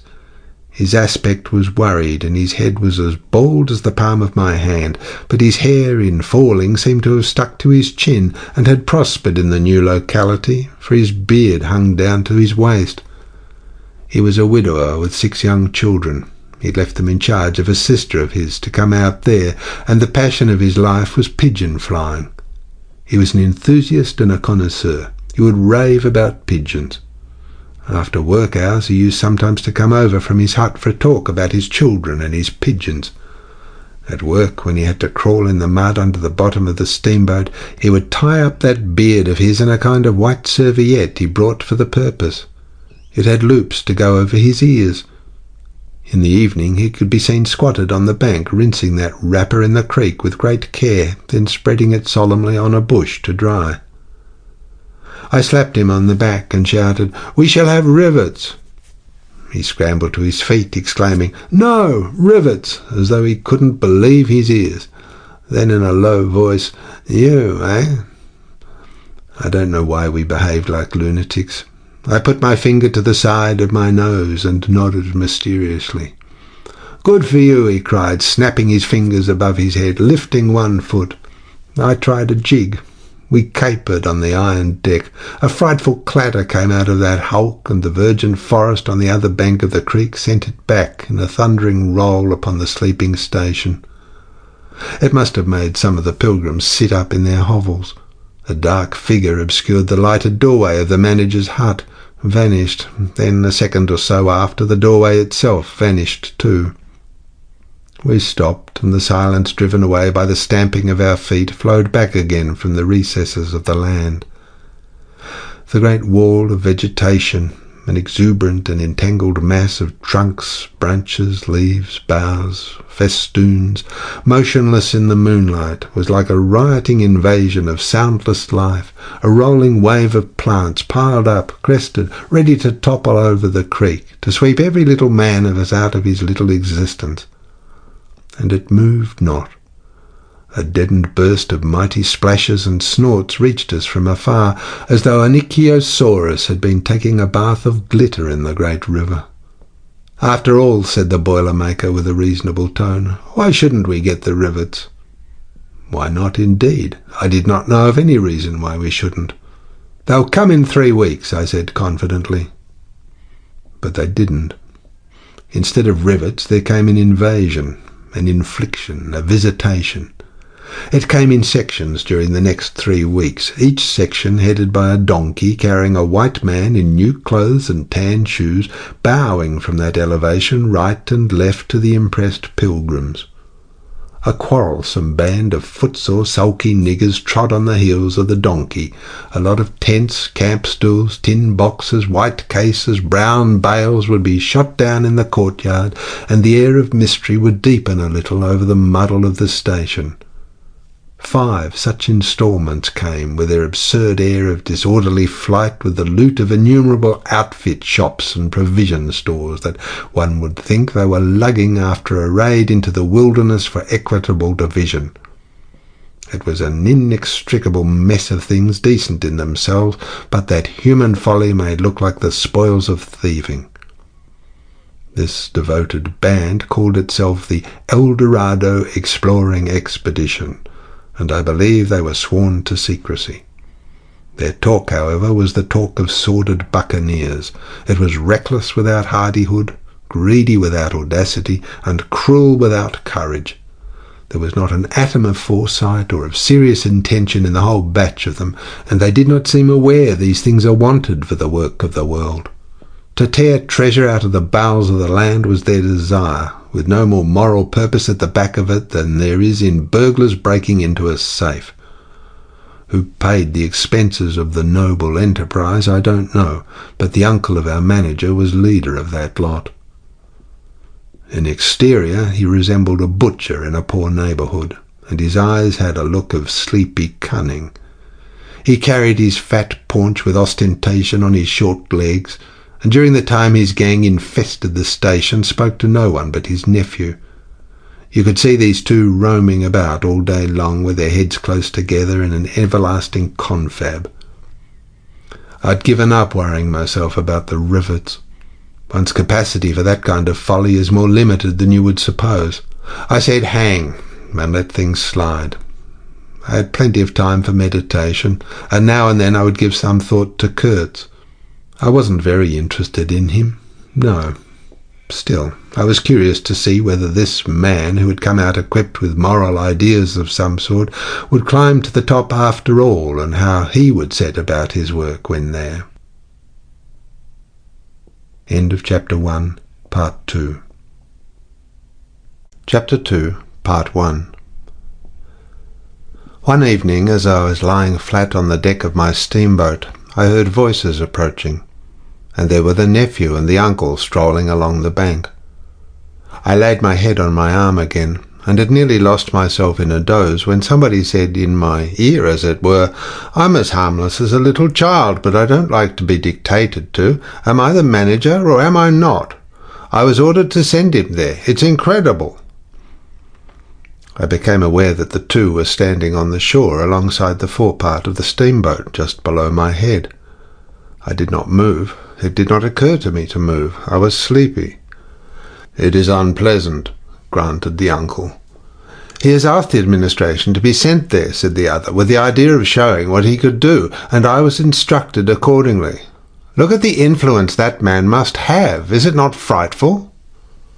They both agreed. It was frightful, then made several bizarre remarks. "Make rain and fine weather. One man. The council. By the nose." Bits of absurd sentences that got the better of my drowsiness, so that I had pretty near the whole of my wits about me when the uncle said, "The climate may do away with this difficulty for you. Is he alone there?" "Yes," answered the manager. "He sent his assistant down the river with a note to me in these terms: 'Clear this poor devil out of the country, and don't bother sending more of that sort. I had rather be alone than have the kind of men you can dispose of with me.' It was more than a year ago. Can you imagine such impudence?" "Anything since then?" asked the other hoarsely. "Ivory," jerked the nephew. "Lots of it. Prime sort. Lots. Most annoying from him." "And with that?" questioned the heavy Rumpel. "Invoice," was the reply fired out, so to speak. Then silence. They had been talking about Kurtz. I was broad awake by this time, but, lying perfectly at ease, remained still, having no inducement to change my position. "How did that ivory come all this way?" growled the elder man, who seemed very vexed. The other explained that it had come with a fleet of canoes in charge of an English half-caste clerk Kurtz had with him. That Kurtz had apparently intended to return himself, the station being by that time bare of goods and stores, but after coming 300 miles had suddenly decided to go back, which he started to do alone in a small dugout with 4 paddlers, leaving the half-caste to continue down the river with the ivory. The two fellows there seemed astounded at anybody attempting such a thing. They were at a loss for an adequate motive. As to me, I seemed to see Kurtz for the first time.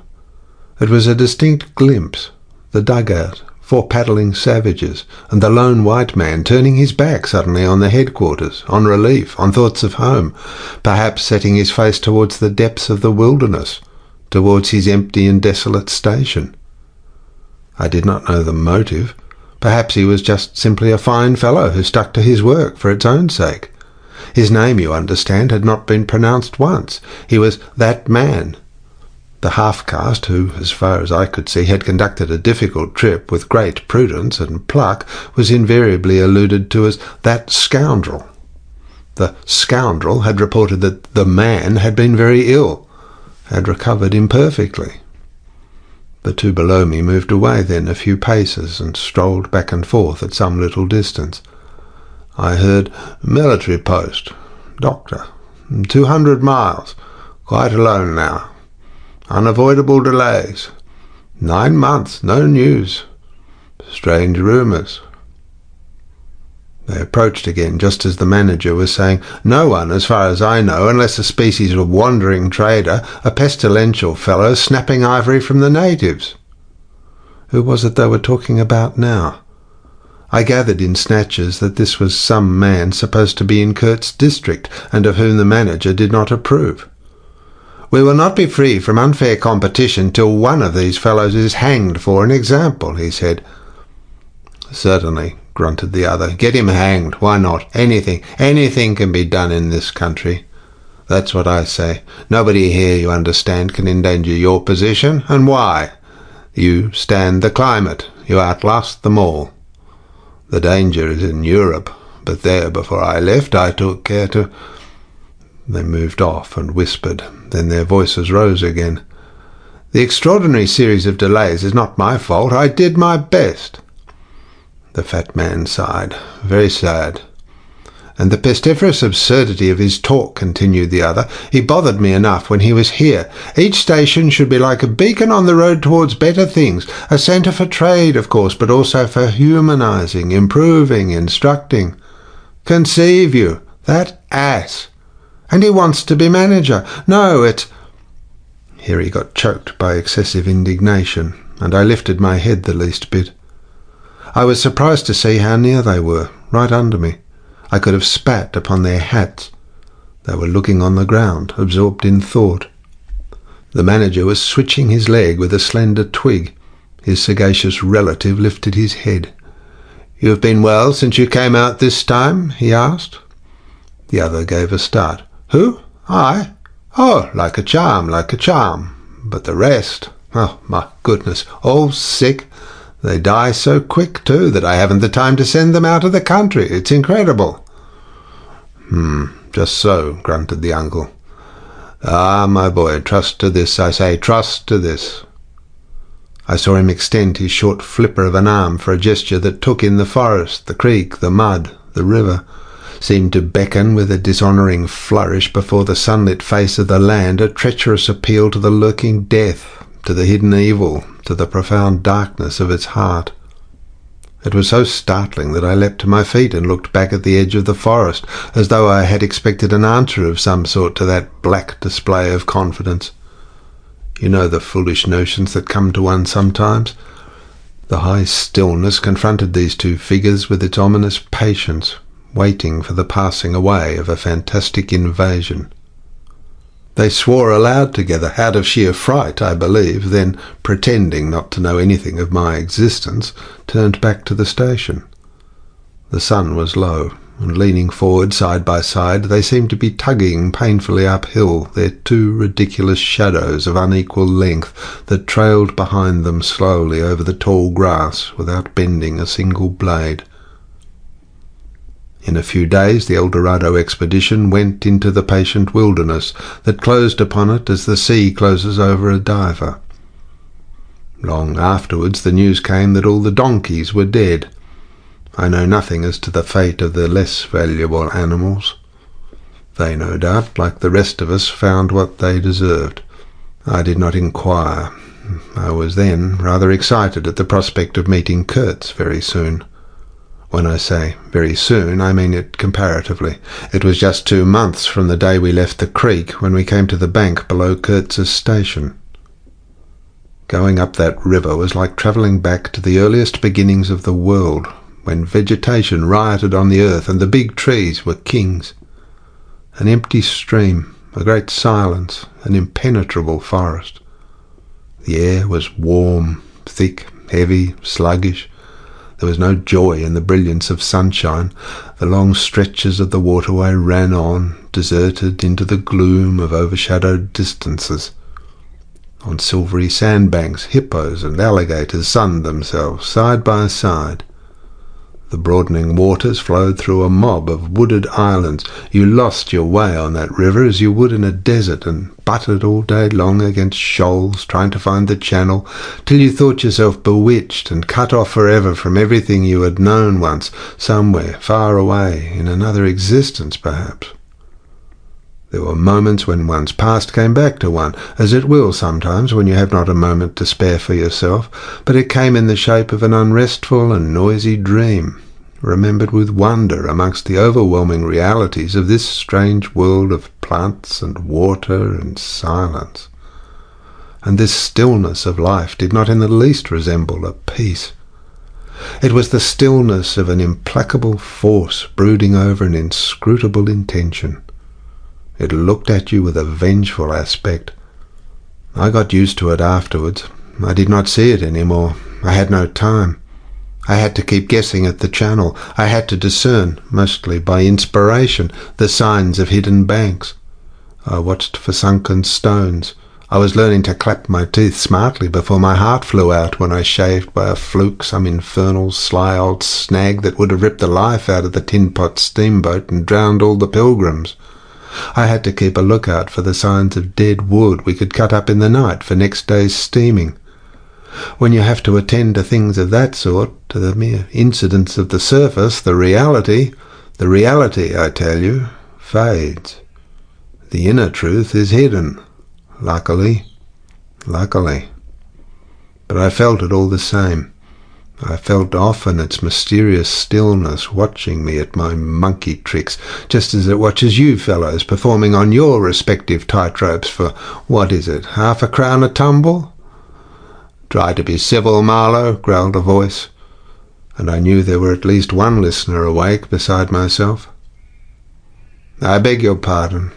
I forgot the heartache which makes up the rest of the price.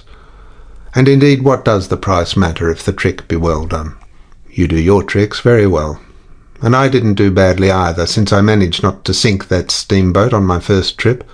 It's a wonder to me yet. Imagine a blindfolded man set to drive a van over a bad road. I sweated and shivered over that business considerably, I can tell you. After all, for a seaman, to scrape the bottom of the thing that's supposed to float all the time under his care is the unpardonable sin. No one may know of it, but you never forget the thump, eh? A blow on the very heart.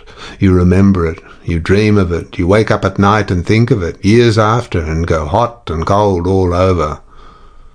I don't pretend to say that steamboat floated all the time. More than once she had to wade for a bit, with 20 cannibals splashing around and pushing.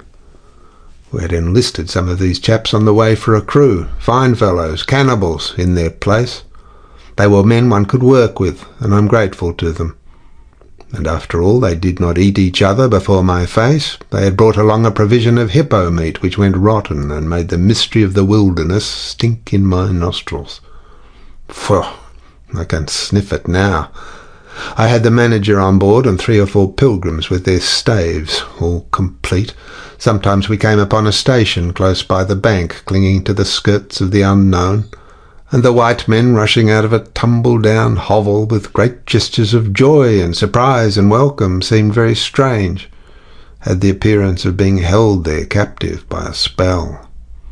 The word ivory would ring in the air for a while, and on we went again into the silence, along empty reaches, round the still bends, between the high walls of our winding way, reverberating in hollow claps the ponderous beat of the stern wheel. trees, trees. Millions of trees, massive, immense, running up high, and at their foot, hugging the bank against the stream, crept the little begrimed steamboat, like a sluggish beetle crawling on the floor of a lofty portico. It made you feel very small, very lost, and yet it was not altogether depressing, that feeling. After all, if you were small, the grimy beetle crawled on, which was just what you wanted it to do. Where the pilgrims imagined it crawled to, I don't know. To some place where they expected to get something, I bet. For me, it crawled towards Kurtz exclusively. But when the steam pipes started leaking, we crawled very slow. The reaches opened before us and closed behind, as if the forest had stepped leisurely across the water to bar the way for our return. We penetrated deeper and deeper into the heart of darkness. It was very quiet there. At night sometimes the roll of drums behind the curtain of trees would run up the river and remain sustained faintly, as if hovering in the air high over our heads till the first break of day. Whether it meant war, peace, or prayer, we could not tell. The dawns were heralded by the descent of a chill stillness. The woodcutters slept. Their fires burned low. The snapping of a twig would make you start. We were wanderers on a prehistoric earth, on an earth that wore the aspect of an unknown planet. We could have fancied ourselves the first of men taking possession of an accursed inheritance, to be subdued at the cost of profound anguish and of excessive toil.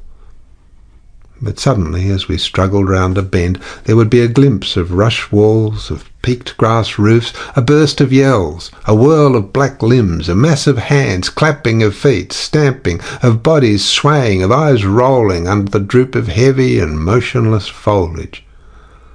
The steamer toiled along slowly on the edge of a black and incomprehensible frenzy. The prehistoric man was cursing us, praying to us, welcoming us. Who could tell? We were cut off from the comprehension of our surroundings. We glided past like phantoms, wondering and secretly appalled as sane men would be before an enthusiastic outbreak in a madhouse. We could not understand because we were too far, and could not remember because we were travelling in the night of first ages, of those ages that are gone, leaving hardly a sign, and no memories. The earth seemed unearthly. We are accustomed to look upon the shackled form of a conquered monster, but there you could look at a thing monstrous and free. It was unearthly, and the men were... No, they were not inhuman. Well, you know, that was the worst of it, this suspicion of their not being inhuman. It would come slowly to one. They howled and leapt and spun and made horrid faces, but what thrilled you was just the thought of their humanity, like yours, the thought of your remote kinship with this wild and passionate uproar. Ugly? Yes, it was ugly enough. But if you were man enough, you would admit to yourself that there was in you just the faintest trace of a response to the terrible frankness of that noise. A dim suspicion of there being a meaning in it which you, so remote from the night of first ages, could comprehend. And why not? The mind of man is capable of anything, because everything is in it, all the past as well as all the future. What was there, after all? Joy, fear, sorrow, devotion, valour, rage? Who can tell? But truth stripped of its cloak of time.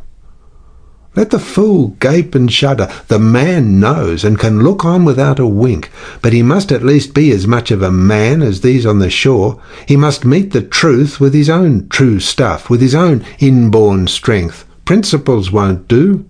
Acquisitions, clothes, pretty rags that would fly off at the first good shake. No, you want a deliberate belief. An appeal to me in this fiendish row, is there? Very well. I hear, I admit. But I have a voice too, and for good or evil, mine is the speech that cannot be silenced. Of course, a fool, what with sheer fright and fine sentiments, is always safe. Who's that grunting? You wonder I didn't go ashore for a howl and a dance? Well, no, I didn't.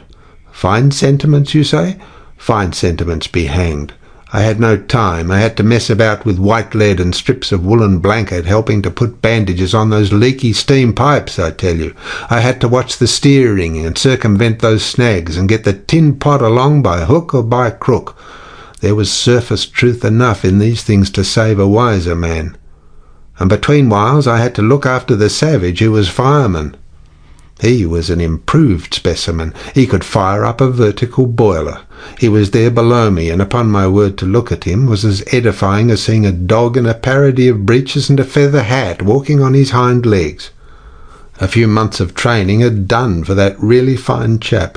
He squinted at the steam gauge and at the water gauge with an evident effort of intrepidity, and he had filed teeth too, the poor devil, and the wool of his pate shaved into queer patterns, and 3 ornamental scars on each of his cheeks.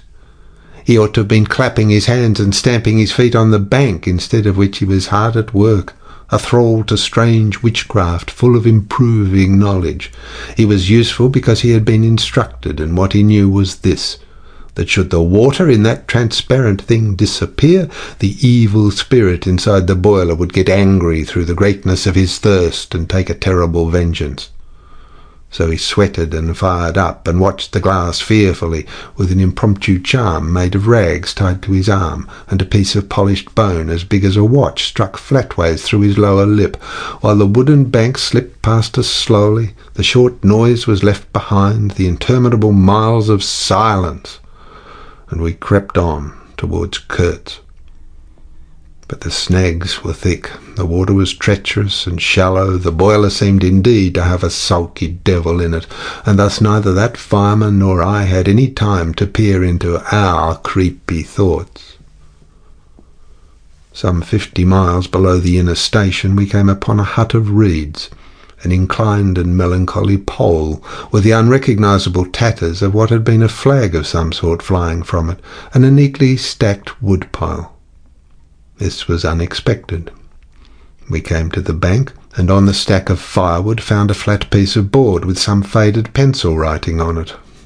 When deciphered, it said, "Wood for you. Hurry up. Approach cautiously." There was a signature, but it was illegible. Not Kurt's, a much longer word. Hurry up. Where? Up the river? Approach cautiously. We had not done so, but the warning could not have been meant for the place where it could only be found after approach.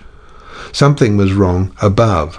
But what? And how much? That was the question. We commented adversely upon the imbecility of that telegraphic style. The bush around said nothing, and would not let us look very far either. A torn curtain of red twill hung in the doorway of the hut and flapped sadly in our faces. The dwelling was dismantled, but we could see a white man had lived there not very long ago. There remained a rude table, a plank on 2 posts, a heap of rubbish reposed in a dark corner, and by the door I picked up a book. It had lost its covers, and the pages had been thumbed into a state of extremely dirty softness, but the back had been lovingly stitched afresh with white cotton thread, which looked clean yet. It was an extraordinary find. Its title was An Inquiry into Some Points of Seamanship, by a man Towson, some such name, Master in His Majesty's Navy. The matter looked dreary reading enough, with illustrative diagrams and repulsive tables of figures, and the copy was 60 years old. I handled this amazing antiquity with the greatest possible tenderness, lest it should dissolve in my hands.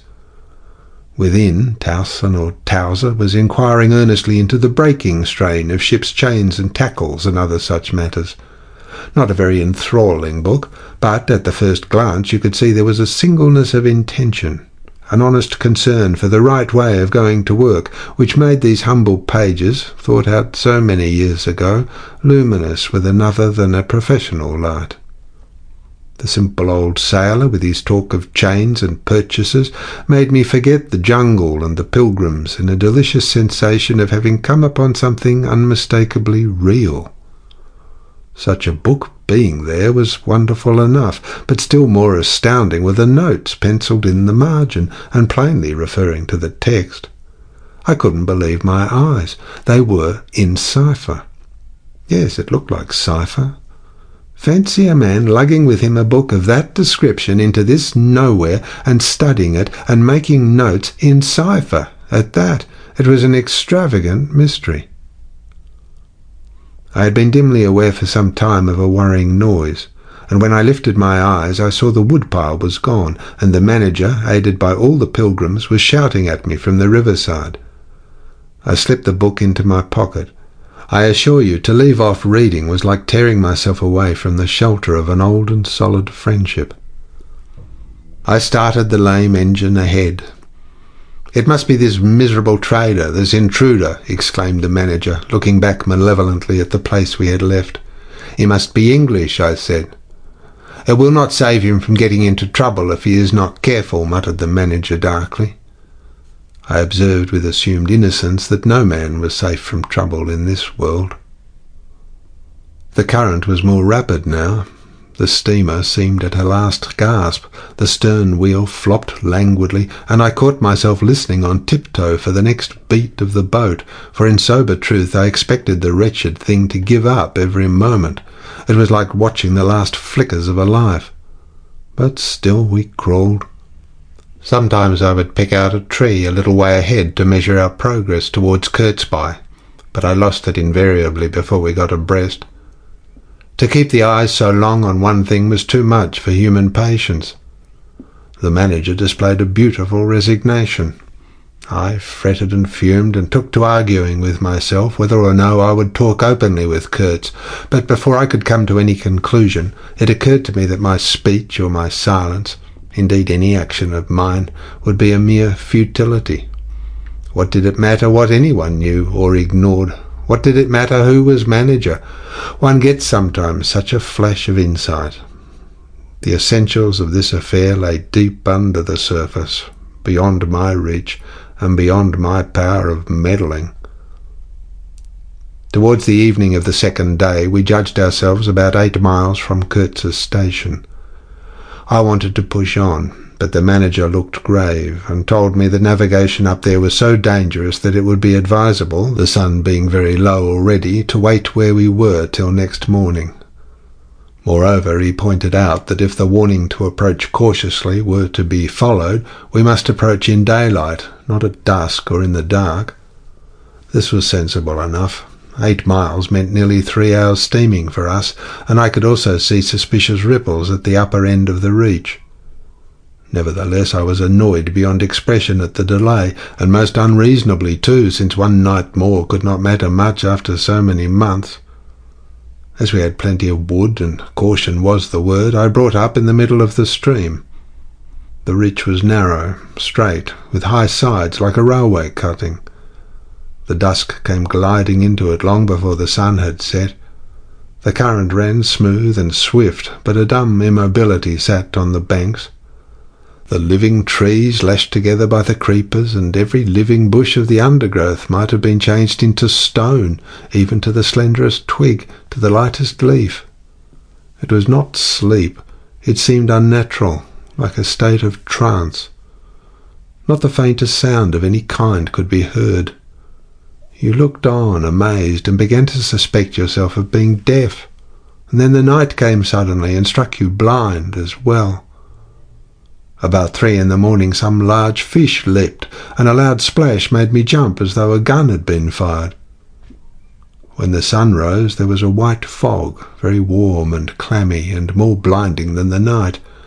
It did not shift or drive, it was just there, standing all around you like something solid. At 8 or 9 perhaps it lifted as a shutter lifts. We had a glimpse of the towering multitude of trees, of the immense matted jungle with the blazing little ball of the sun hanging over it, all perfectly still, and then the white shutter came down again, smoothly, as if sliding in greased grooves. I ordered the chain which we had begun to heave in to be paid out again. Before it stopped running with a muffled rattle, a cry, a very loud cry, as of infinite desolation, soared slowly in the opaque air. It ceased. A complaining clamour, modulated in savage discords, filled our ears.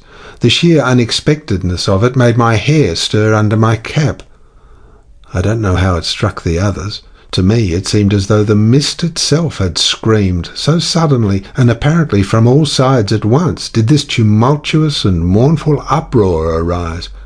It culminated in a hurried outbreak of almost intolerably excessive shrieking, which stopped short, leaving us stiffened in a variety of silly attitudes and obstinately listening to the nearly as appalling and excessive silence.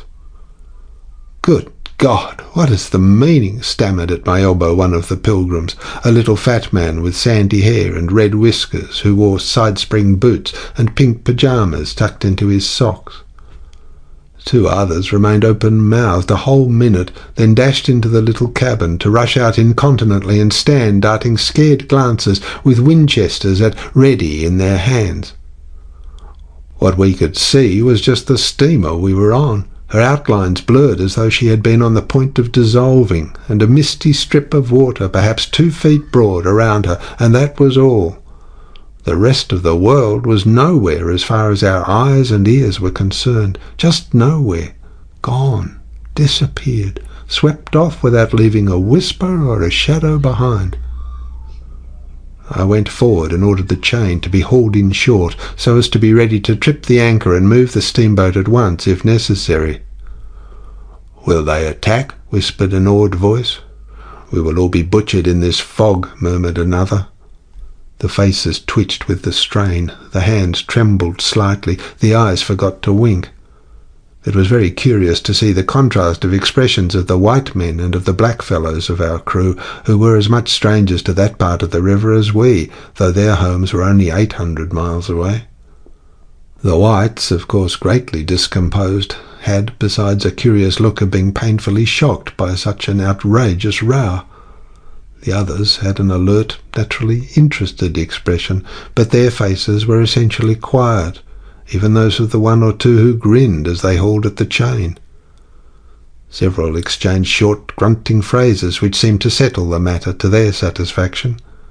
Their headman, a young, broad-chested black, severely draped in dark blue fringed cloths, with fierce nostrils and his hair all done up artfully in oily ringlets, stood near me.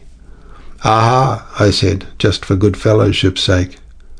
"Catch him," he snapped, with a bloodshot widening of his eyes and a flash of sharp teeth. "Catch him. Give him to us." "Do you, eh?" I asked. "What would you do with them?" "Eat him," he said curtly, and leaning his elbow on the rail, looked out into the fog in a dignified and profoundly pensive attitude.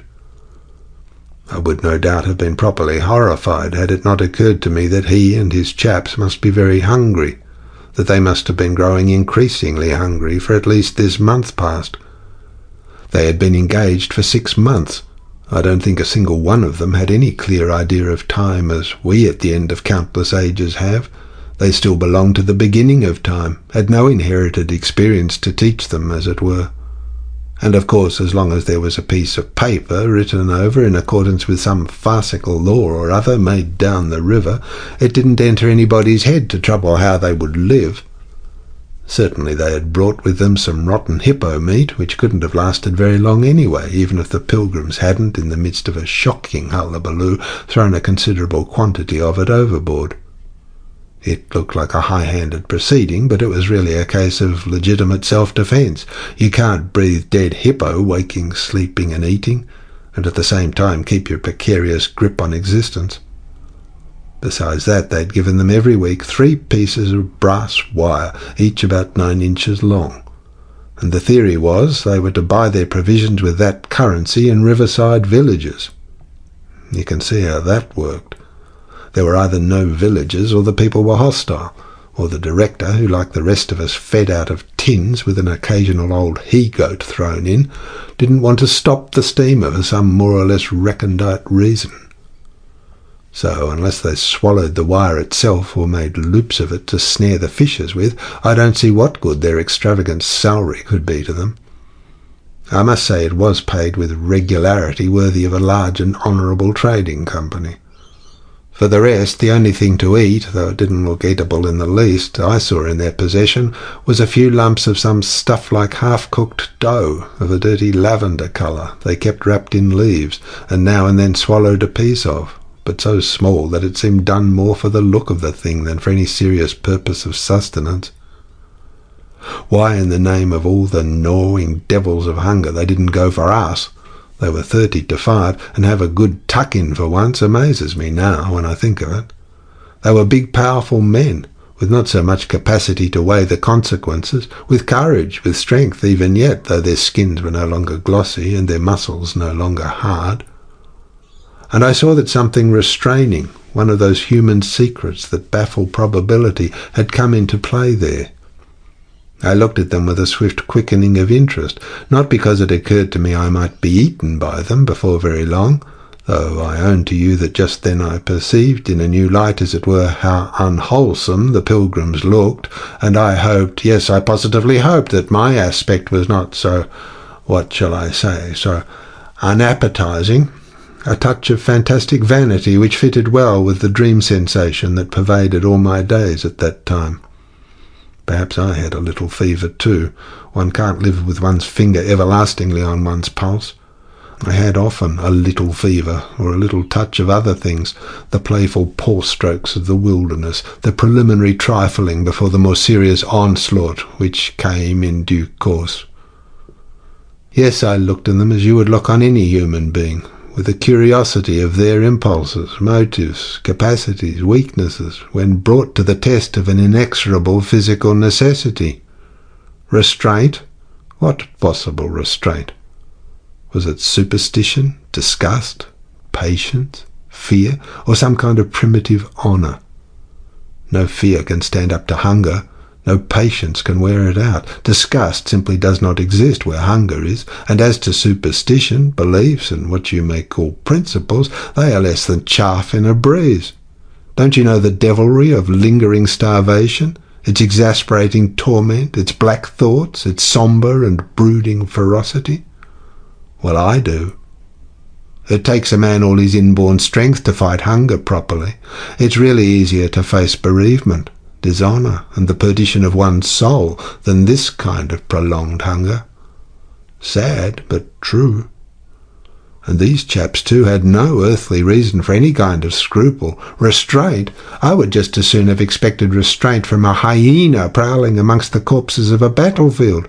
But there was the fact facing me, the fact dazzling, to be seen like the foam on the depths of the sea, like a ripple on an unfathomable enigma, a mystery greater, when I thought of it, than the curious, inexplicable note of desperate grief in this savage clamour that had swept by us on the river bank, behind the blind whiteness of the fog. Two pilgrims were quarrelling in hurried whispers as to which bank. Left? No, how can you? Right, of course. It is very serious, said the manager's voice behind me. I would be desolated if anything should happen to Mr. Kurtz before we came up. I looked at him and had not the slightest doubt he was sincere. He was just the kind of man who would wish to preserve appearances. That was his restraint. But when he muttered something about going on at once, I did not even take the trouble to answer him. I knew, and he knew, that it was impossible.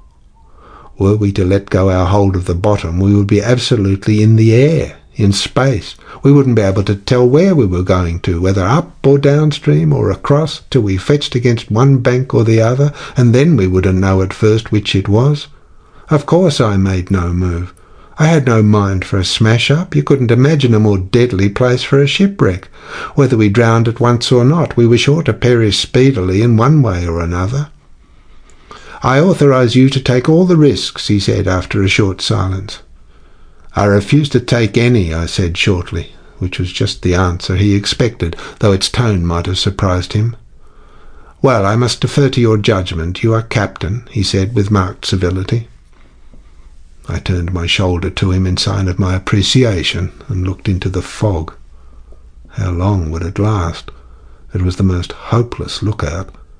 The approach to this Kurtz, grubbing for ivory in the wretched bush, was beset by as many dangers as though he had been an enchanted princess sleeping in a fabulous castle. Will they attack, do you think? Asked the manager in a confidential tone. I did not think they would attack, for several obvious reasons. The thick fog was one. If they left the bank in their canoes, they would get lost in it as we would be if we attempted to move. Still, I had also judged the jungle of both banks quite impenetrable, and yet eyes were in it, eyes that had seen us. The riverside bushes were certainly very thick, but the undergrowth behind was evidently penetrable. However, during the short lift, I had seen no canoes anywhere in the reach, certainly not abreast of the steamer. But what made the idea of attack inconceivable to me was the nature of the noise, of the cries we had heard. They had not the fierce character boding immediate hostile intention. Unexpected, wild, and violent as they had been, they had given me an irresistible impression of sorrow. The glimpse of the steamboat had, for some reason, filled those savages with unrestrained grief. The danger, if any, I expounded, was from our proximity to a great human passion let loose. Even extreme grief may ultimately vent itself in violence, but more generally takes the form of apathy. You should have seen the pilgrims stare. They had no heart to grin or even to revile me, but I believe they thought me gone mad, with fright maybe. I delivered a regular lecture. My dear boys, it was no good bothering. Keep a lookout. Well, you may guess I watched the fog for the signs of lifting as a cat watches a mouse, but for anything else our eyes were of no more use to us than if we had been buried miles deep in a heap of cotton wool. It felt like it too, choking, warm, stifling. Besides, all I said, though it sounded extravagant, was absolutely true to fact. What we afterwards alluded to as an attack was really an attempt at repulse. The action was very far from being aggressive. It was not even defensive in the usual sense. It was undertaken under the stress of desperation, and in its essence was purely protective. It developed itself, I should say, 2 hours after the fog lifted, and its commencement was at a spot, roughly speaking, about 1.5 miles below Kurtz's station. We had just floundered and flopped round a bend when I saw an islet, a mere grassy hummock of bright green in the middle of the stream. It was the only thing of the kind, but as we opened the reach more, I perceived it was the head of a long sandbank, or rather of a chain of shallow patches stretching down the middle of the river. They were discoloured, just awash, and the whole lot was seen just under the water, exactly as a man's backbone is seen running down the middle of his back, under the skin. Now, as far as I did see, I could go to the right or to the left of this. I didn't know either channel, of course. The banks looked pretty well alike. The depth appeared the same, but as I had been informed the station was on the west side, I naturally headed for the Western Passage. End of Chapter 2, Part 1. Chapter 2, Part 2. No sooner had we fairly entered it than I became aware it was much narrower than I had supposed. To the left of us there was the long, uninterrupted shoal, and to the right a high, steep bank heavily overgrown with bushes. Above the bush the trees stood in serried ranks. The twigs overhung the current thickly, and from distance to distance a large limb of some tree projected rigidly over the stream. It was then well on in the afternoon. The face of the forest was gloomy, and a broad strip of shadow had already fallen on the water. In this shadow we steamed up, very slowly, as you may imagine. I sheered her well inshore, the water being deepest near the bank, as the sounding pole informed me. One of my hungry and forbearing friends was sounding in the bows just below me. This steamboat was exactly like a decked scow. On the deck there were 2 little teakwood houses with doors and windows. The boiler was in the fore end and the machinery right astern. Over the whole there was a light roof supported on stanchions. The funnel projected through that roof, and in front of the funnel a small cabin built of light planks served for a pilot house. It contained a couch, 2 camp stools, a loaded Martini Henry leaning in one corner, a tiny table, and the steering wheel. It had a wide door in front and a broad shutter at each side. All these were always thrown open, of course. I spent my days perched up there on the extreme fore end of that roof before the door. At night I slept, or tried to, on the couch. An athletic black belonging to some coast tribe and educated by my poor predecessor was the helmsman. He sported a pair of brass earrings, wore a blue cloth wrapper from the waist to the ankles, and thought all the world of himself. He was the most unstable kind of fool I had ever seen. He steered with no end of a swagger while you were by, but if he lost sight of you, he became instantly the prey of an abject funk, and would let that cripple of a steamboat get the upper hand of him in a minute. I was looking down at the sounding pole, and feeling much annoyed to see at each try a little more of it stick out of that river, when I saw my poleman give up on the business suddenly, and stretch himself flat on the deck, without even taking the trouble to haul his pole in. He kept hold of it, though, and it trailed in the water. At the same time, the fireman, whom I could also see below me, sat down abruptly before his furnace and ducked his head. I was amazed. Then I had to look at the river mighty quick, because there was a snag in the fairway. Sticks, little sticks, were flying about, thick. They were whizzing before my nose, dropping below me, striking behind me against my pilot house. All this time the river, the shore, the woods were very quiet, perfectly quiet. I could only hear the heavy splashing thump of the stern wheel and the patter of these things. We cleared the snag clumsily. Arrows, by Jove! We were being shot at. I stepped in quickly to close the shutter on the land side. That fool helmsman, his hands on the spokes, was lifting his knees high, stamping his feet, champing his mouth like a reined-in horse. Confound him! And we were staggering within 10 feet of the bank. I had to lean right out to swing the heavy shutter, and I saw a face among the leaves on the level with my own, looking at me very fierce and steady. And then suddenly, as though a veil had been removed from my eyes, I made out, deep in the tangled gloom, naked breasts, arms, legs, glaring eyes. The bush was swarming with human limbs in movement, glistening of bronze colour. The twigs shook, swayed and rustled. The arrows flew out of them, and then the shutter came to. "Steer her straight," I said to the helmsman. He held his head rigid, face forward, but his eyes rolled. He kept on lifting and setting down his feet gently. His mouth foamed a little. "Keep quiet," I said in a fury. I might just as well have ordered a tree not to sway in the wind. I darted out. Below me there was a great scuffle of feet on the iron deck, confused exclamations. A voice screamed, "Can you turn back?" I caught sight of a V-shaped ripple on the water ahead. What? Another snag. A fusillade burst out under my feet. The pilgrims had opened with their Winchesters and were simply squirting lead into that bush. A deuce of a lot of smoke came up and drove slowly forward. I swore at it. Now I couldn't see the ripple or the snag either. I stood in the doorway peering, and the arrows came in swarms. They might have been poisoned, but they looked as though they wouldn't kill a cat. The bush began to howl. Our woodcutters raised a war-like whoop. The report of a rifle just at my back deafened me. I glanced over my shoulder, and the pilot house was yet full of noise and smoke when I made a dash at the wheel. The fool nigger had dropped everything to throw the shutter open and let off that Martini Henry. He stood before the wide opening, glaring, and I yelled at him to come back while I straightened the sudden twist out of that steamboat. There was no room to turn, even if I had wanted to. The snag was somewhere very near ahead in that confounded smoke. There was no time to lose, so I just crowded her into the bank, right into the bank where I knew the water was deep. We tore slowly along the overhanging bushes in a whirl of broken twigs and flying leaves. The fusillade below stopped short, as I had foreseen it would when the squirts got empty. I threw my head back to a glinting whiz that traversed the pilot house, in at one shutter hole and out at the other. Looking past that mad helmsman who was shaking the empty rifle and yelling at the shore, I saw vague forms of men running bent double, leaping, gliding, distinct, incomplete, evanescent. Something big appeared in the air before the shutter. The rifle went overboard, and the man stepped back swiftly, looked at me over his shoulder in an extraordinary, profound, familiar manner, and fell upon my feet. The side of his head hit the wheel twice, and the end of what appeared a long cane clattered round and knocked over a little camp stool.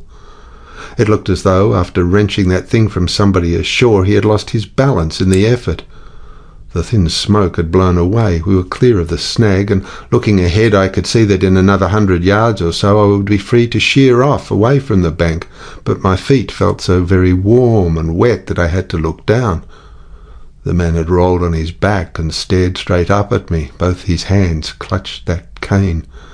It was the shaft of a spear that, either thrown or lunged through the opening, had caught him in the side just below the ribs. The blade had gone in, out of sight, after making a frightful gash. My shoes were full. A pool of blood lay very still, gleaming dark red under the wheel. His eyes shone with an amazing lustre. The fusillade burst out again. He looked at me anxiously, gripping the spear like something precious, with an air of being afraid I would try to take it away from him. I had to make an effort to free my eyes from his gaze and attend to the steering. With one hand I felt above my head for the line of the steam whistle and jerked out screech after screech hurriedly. The tumult of angry and warlike yells was checked instantly, and then from the depths of the woods went out such a tremulous and prolonged wail of mournful fear and utter despair as may be imagined to follow the flight of the last hope from the earth. There was a great commotion in the bush. The shower of arrows stopped. A few dropping shots rang out sharply, then silence, in which the languid beat of the stern wheel came plainly to my ears. I put the helm hard a starboard at the moment when the pilgrim in pink pyjamas, very hot and agitated, appeared in the doorway. "The manager sends me," he began in an official tone, and stopped short. "Good God," he said, glaring at the wounded man. We two whites stood over him, and his lustrous and inquiring glance enveloped us both. I declare it looked as though he would presently put to us some questions in an understandable language, but he died without uttering a sound, without moving a limb, without twitching a muscle.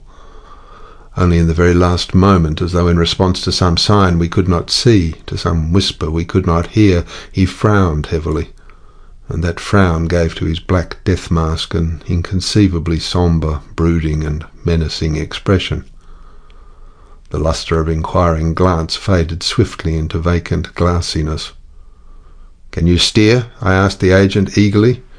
He looked very dubious, but I made a grab at his arm, and he understood at once I meant him to steer, whether or no. To tell you the truth, I was morbidly anxious to change my shoes and socks. "He's dead," murmured the fellow, immensely impressed. "No doubt about it," said I, tugging like mad at the shoelaces. "And by the way, I suppose Mr. Kurtz is dead as well by this time." For the moment that was the dominant thought. There was a sense of extreme disappointment, as though I had found out I had been striving after something altogether without a substance. I couldn't have been more disgusted if I had travelled all this way for the sole purpose of talking with Mr. Kurtz. I flung one shoe overboard and became aware that that was exactly what I had been looking forward to. A talk with Kurtz. I made the strange discovery that I had never imagined him as doing, but as discoursing. I didn't say to myself, "Now I will never see him," or "Now I will never shake him by the hand," but "Now I will never hear him." The man presented himself as a voice.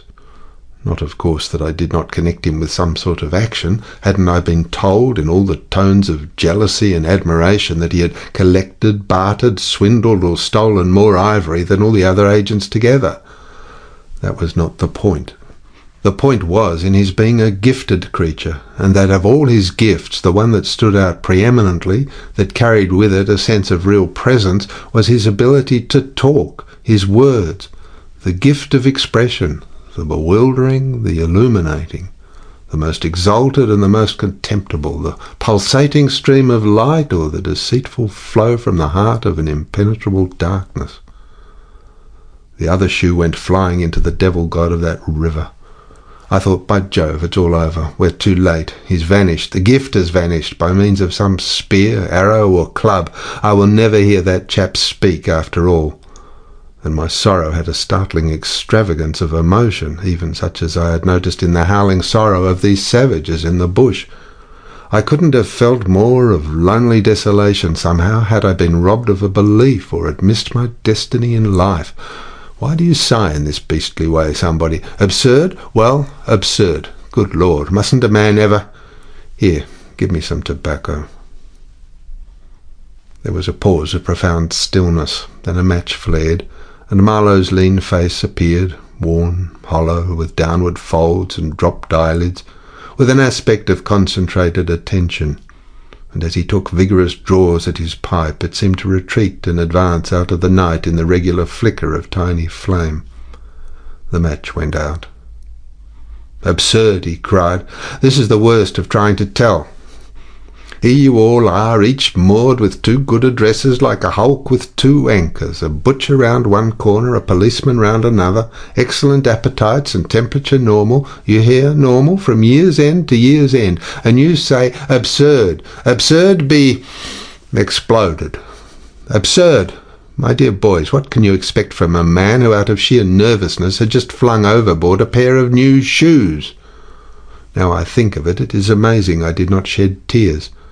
I am, upon the whole, proud of my fortitude. I was cut to the quick at the idea of having lost the inestimable privilege of listening to the gifted Kurtz. Of course I was wrong. The privilege was waiting for me. Oh, yes, I heard more than enough, and I was right, too. A voice. He was very little more than a voice. And I heard him, it, this voice.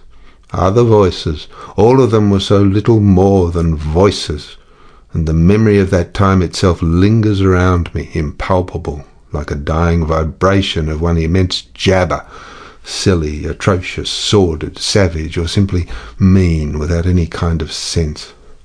Voices, voices, even the girl herself, now. He was silent for a long time. I laid the ghost of his gifts at last, with a lie, he began suddenly. Girl? What? Did I mention a girl? Oh, she's out of it, completely. They, the women, I mean, are out of it, should be out of it. We must help them to stay in that beautiful world of their own, lest ours get worse. Oh, she had to be out of it. You should have heard the disinterred body of Mr. Kurtz saying, "My intended." You would have perceived directly then how completely she was out of it. And the lofty frontal bone of Mr. Kurtz. They say the hair goes on growing sometimes, but this specimen was impressively bald. The wilderness had patted him on the head, and behold, it was like a ball, an ivory ball. It had caressed him, and lo, he had withered. It had taken him, loved him, embraced him, got into his veins, consumed his flesh, and sealed his soul to its own by the inconceivable ceremonies of some devilish initiation. He was its spoiled and pampered favourite. Ivory, I should think so. Heaps of it, stacks of it. The old mud shanty was bursting with it. You would think there was not a single tusk left, either above or below the ground in the whole country. Mostly fossil, the manager had remarked disparagingly. There was no more fossil than I am, but they call it fossil when it is dug up. It appears these niggers do bury the tusks sometimes, but evidently they couldn't bury this parcel deep enough to save the gifted Mr. Kurtz from his fate. We filled the steamboat with it, and had to pile a lot on the deck. Thus he could see and enjoy as long as he could see, because the appreciation of this favour had remained with him to the last. You should have heard him say, "My ivory." Oh, yes, I heard him. My intended, my ivory, my station, my river, my everything belonged to him. It made me hold my breath in expectation of hearing the wilderness burst into a prodigious peal of laughter that would shake the fixed stars in their places. Everything belonged to him, but that was a trifle. The thing was to know what he belonged to. How many powers of darkness claimed him for their own? That was the reflection that made you creepy all over. It was impossible. It was not good for one either, trying to imagine. He had taken a high seat amongst the devils of the land. I mean literally. You can't understand. How could you, with solid pavement under your feet, surrounded by kind neighbours ready to cheer you or to fall on you, stepping delicately between the butcher and the policeman in the holy terror of scandal and gallows and lunatic asylums?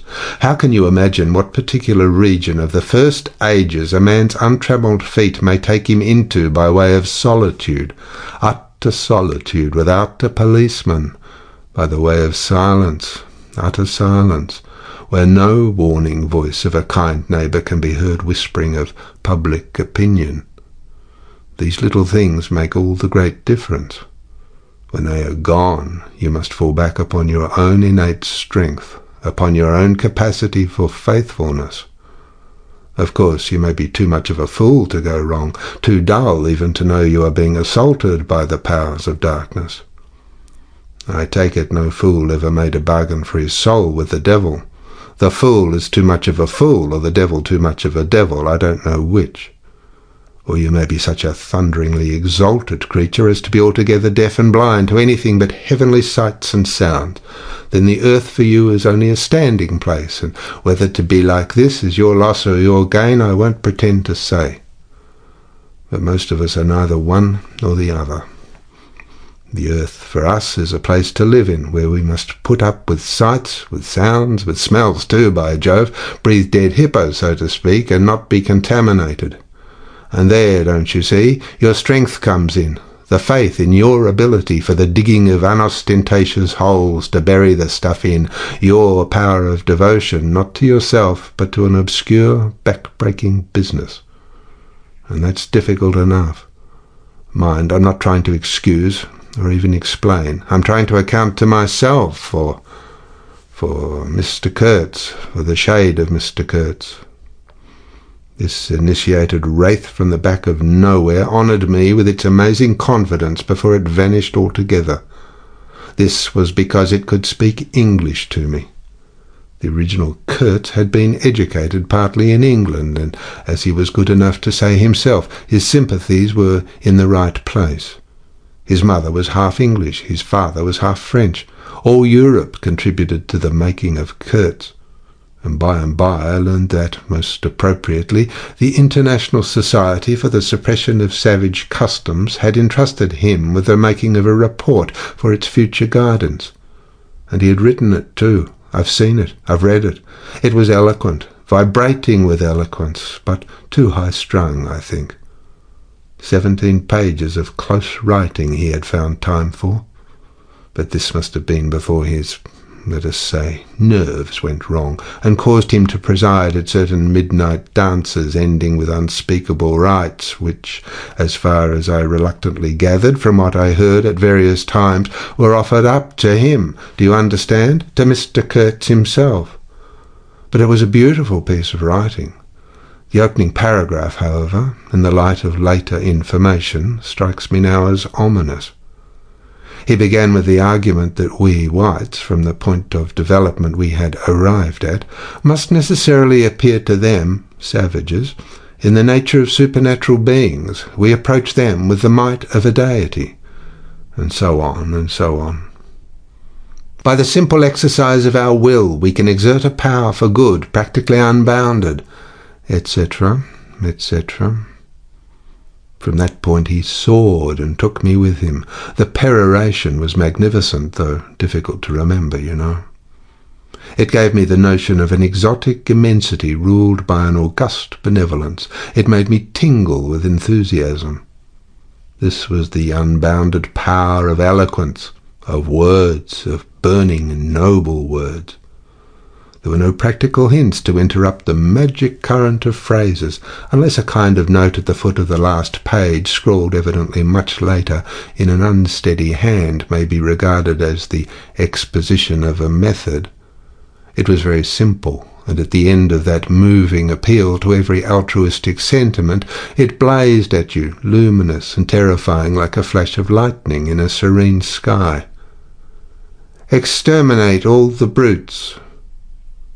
The curious part was that he had apparently forgotten all about that valuable postscriptum, because later on, when he, in a sense, came to himself, he repeatedly entreated me to take good care of my pamphlet, he called it, as it was sure to have in the future a good influence upon his career.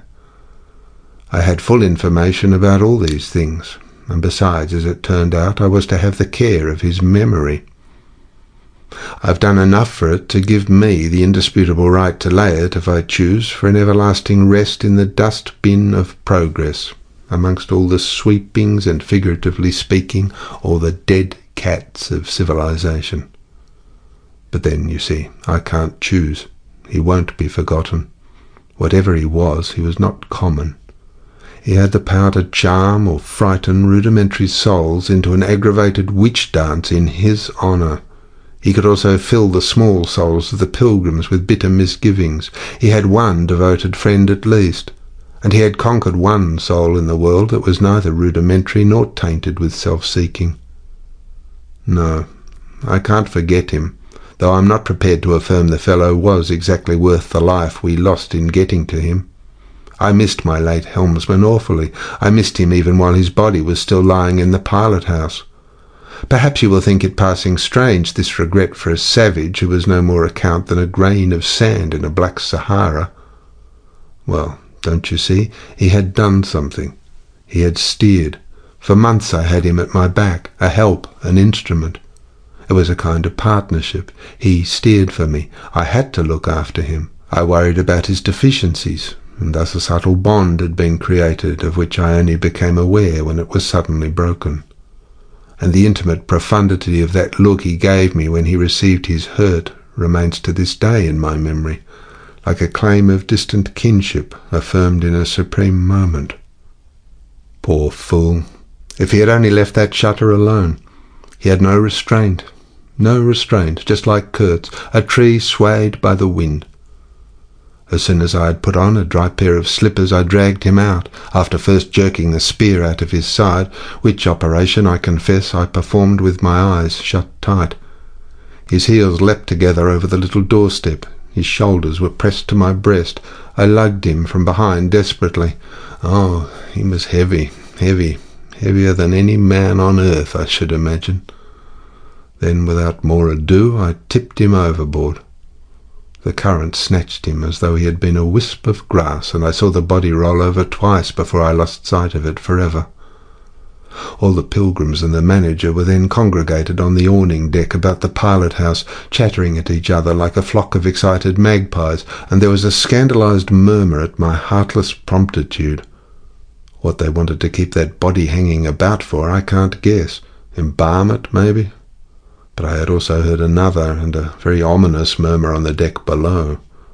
My friends the woodcutters were likewise scandalized, and with a better show of reason, though I admit that the reason itself was quite inadmissible. Oh, quite.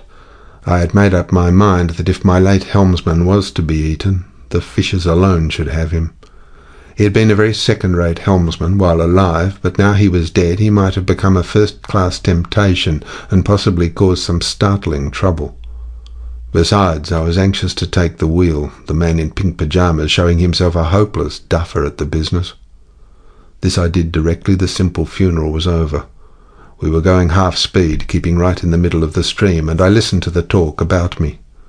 They had given up Kurtz. They had given up the station. Kurtz was dead, and the station had been burnt, and so on, and so on. The red-haired pilgrim was beside himself with the thought that at least this poor Kurtz had been properly avenged. "Say, we must have made a glorious slaughter of them in the bush, eh? What do you think? Say?"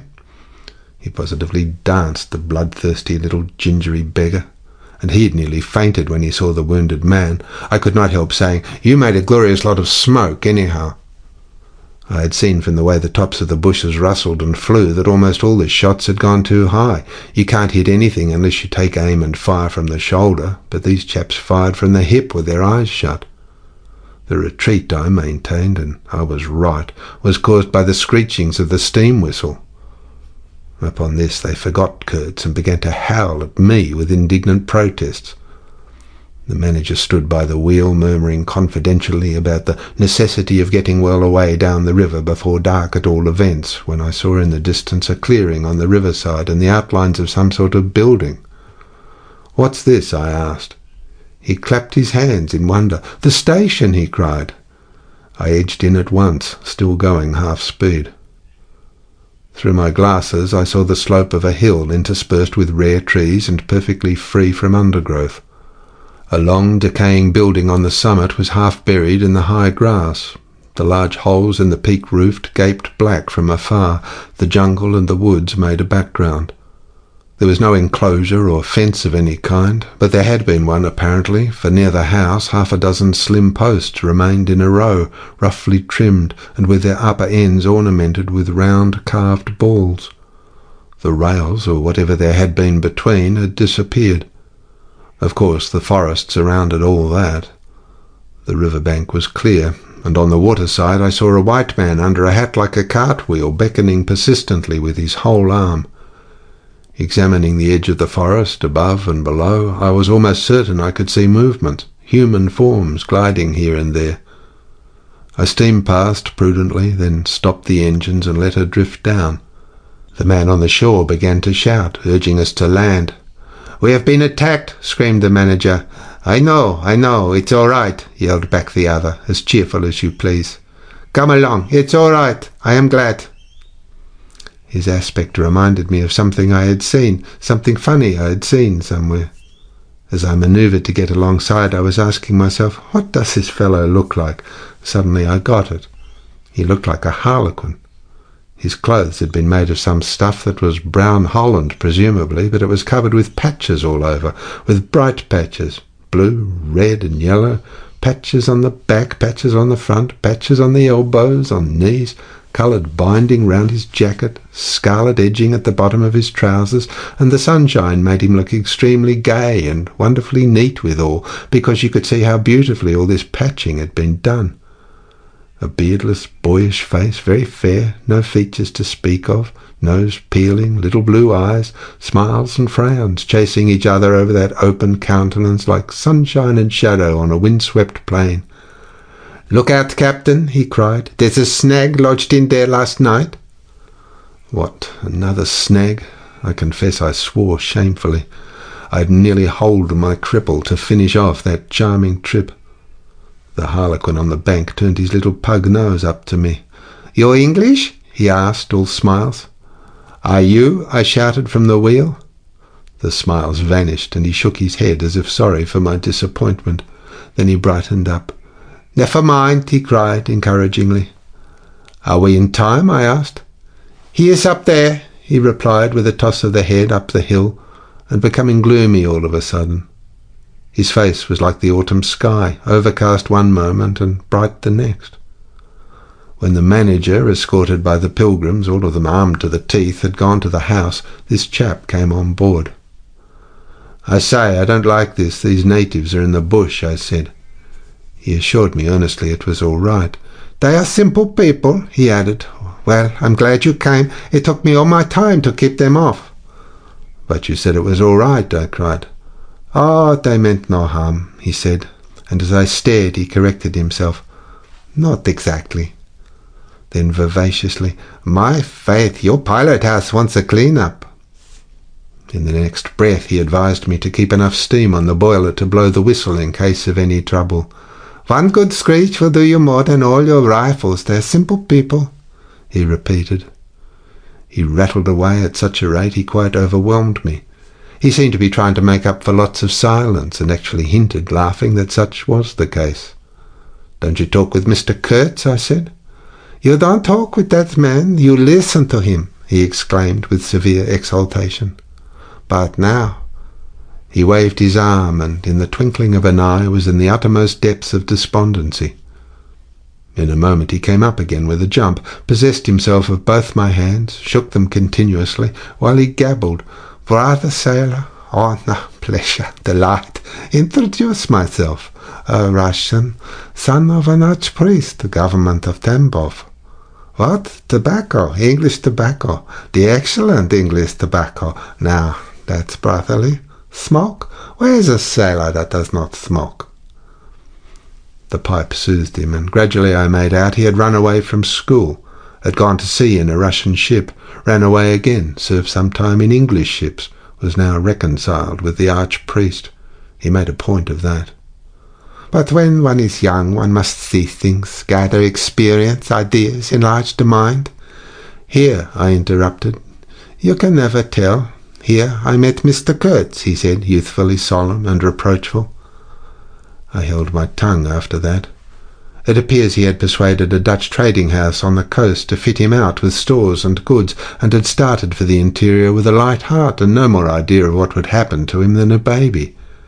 He had been wandering about that river for nearly 2 years alone, cut off from everybody and everything. "I am not so young as I look. I am 25, he said. At first old Van Scheuten would tell me to go to the devil, he narrated with keen enjoyment, but I stuck to him and talked till at last he got afraid I would talk the hind leg of his favourite dog. So he gave me some cheap things and a few guns and told me he hoped he would never see my face again. Good old Dutchman Van Scheuten, I've sent him one small lot of ivory a year ago, so that he can't call me a little thief when I get back. I hope he got it. And for the rest, I don't care. I had some wood stacked for you. That was my old house, did you see? I gave him Towson's book. He made as though he would kiss me, but restrained himself.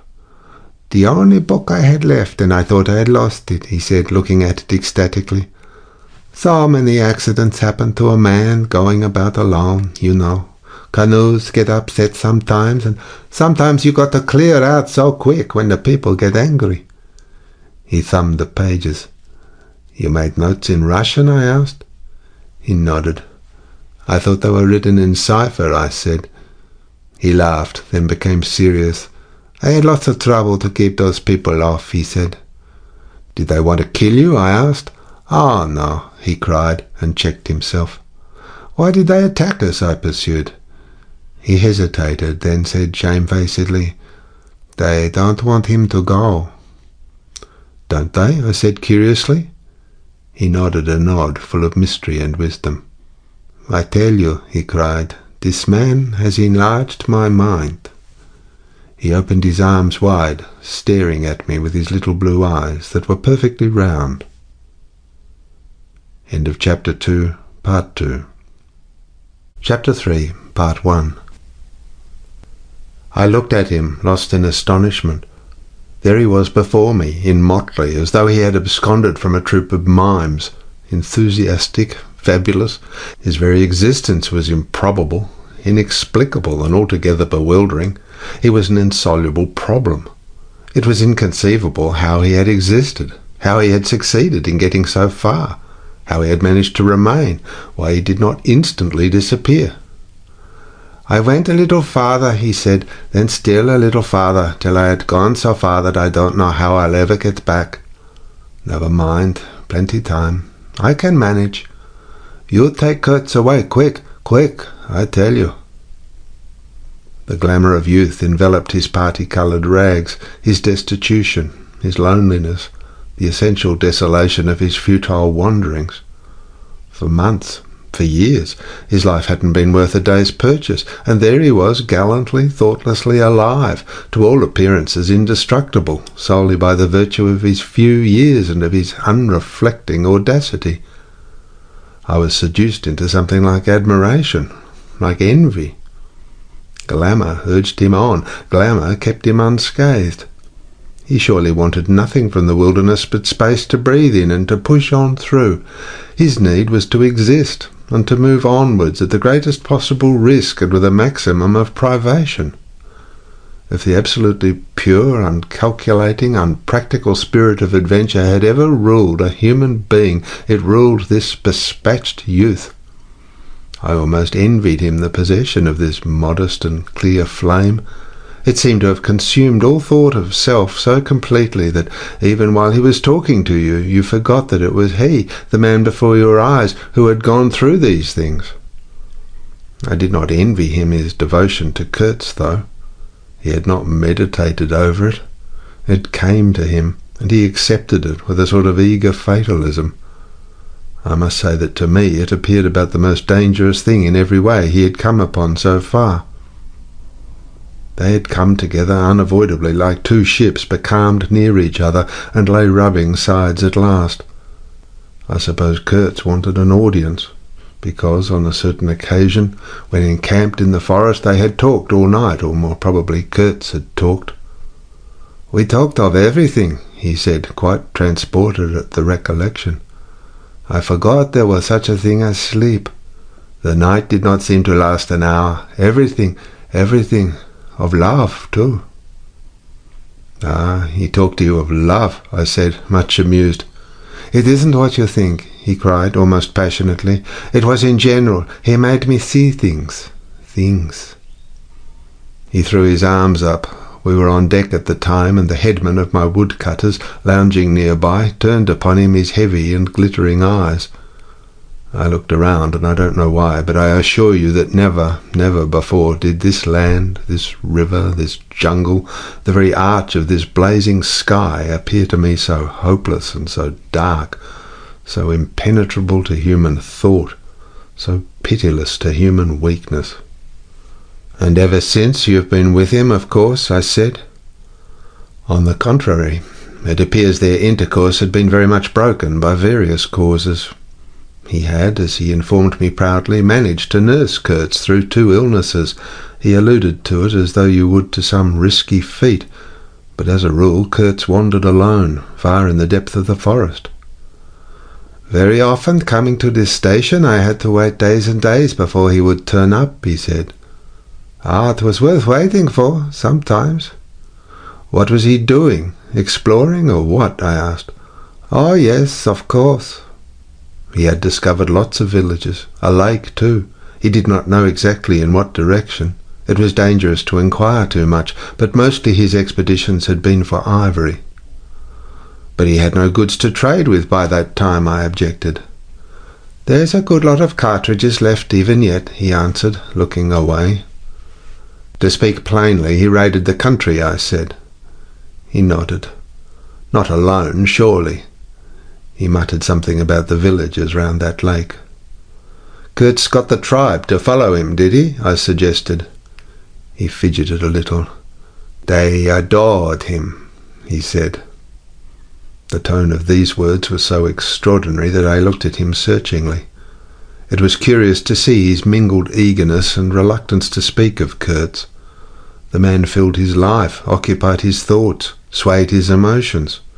"What can you expect?" he burst out. "He came to them with thunder and lightning, you know, and they had never seen anything like it, and very terrible. He could be very terrible. You can't judge Mr. Kurtz as you would an ordinary man. No. Now, just to give you an idea, I don't mind telling you, he wanted to shoot me too one day, but I don't judge him." "Shoot you?" I cried. "What for?" "Well, I had a small lot of ivory the chief of that village near my house gave me. You see, I used to shoot game for them. Well, he wanted it and wouldn't hear reason. He declared he would shoot me unless I gave him the ivory and then cleared out of the country, because he could do so and had a fancy for it, and there was nothing on earth to prevent him killing whom he jolly well pleased. And it was true, too. I gave him the ivory. What did I care? But I didn't clear out. No, I couldn't leave him. I had to be careful, of course, till we got friendly again for a time. He had his second illness then. Afterwards I had to keep out of the way. But I didn't mind. He was living for the most part in those villages on the lake. When he came down to the river, sometimes he would take to me, and sometimes it was better for me to be careful. This man suffered too much. He hated all this, and somehow he couldn't get away. When I had a chance, I begged him to try and leave while there was time. I offered to go back with him, and he would say yes, and then he would remain, go off on another ivory hunt, disappear for weeks, forget himself amongst these people. Forget himself, you know. "Why, he's mad," I said. He protested indignantly. Mr. Kurtz couldn't be mad.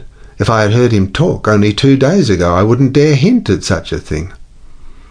I had taken up my binoculars while we talked, and was looking at the shore, sweeping the limit of the forest at each side and at the back of the house. The consciousness of there being people in that bush, so silent, so quiet, as silent and quiet as the ruined house on the hill, made me uneasy. There was no sign on the face of nature of this amazing tale that was not so much told as suggested to me in desolate exclamations, completed by shrugs, in interrupted phrases, in hints ending in deep sighs. The woods were unmoved like a mask, heavy like a closed door of a prison. They looked with their air of hidden knowledge, of patient expectation, of unapproachable silence. The Russian was explaining to me that it was only lately that Mr. Kurtz had come down to the river, bringing along with him all the fighting men of that lake tribe. He had been absent for several months, getting himself adored, I suppose, and had come down unexpectedly, with the intention, to all appearances, of making a raid either across the river or downstream. Evidently the appetite for more ivory had got the better of the, what shall I say, less material aspirations. However, he had got much worse suddenly. "I heard he was lying helpless, and so I came up, took my chance," said the Russian. "Oh, he is bad, very bad." I directed my glass to the house.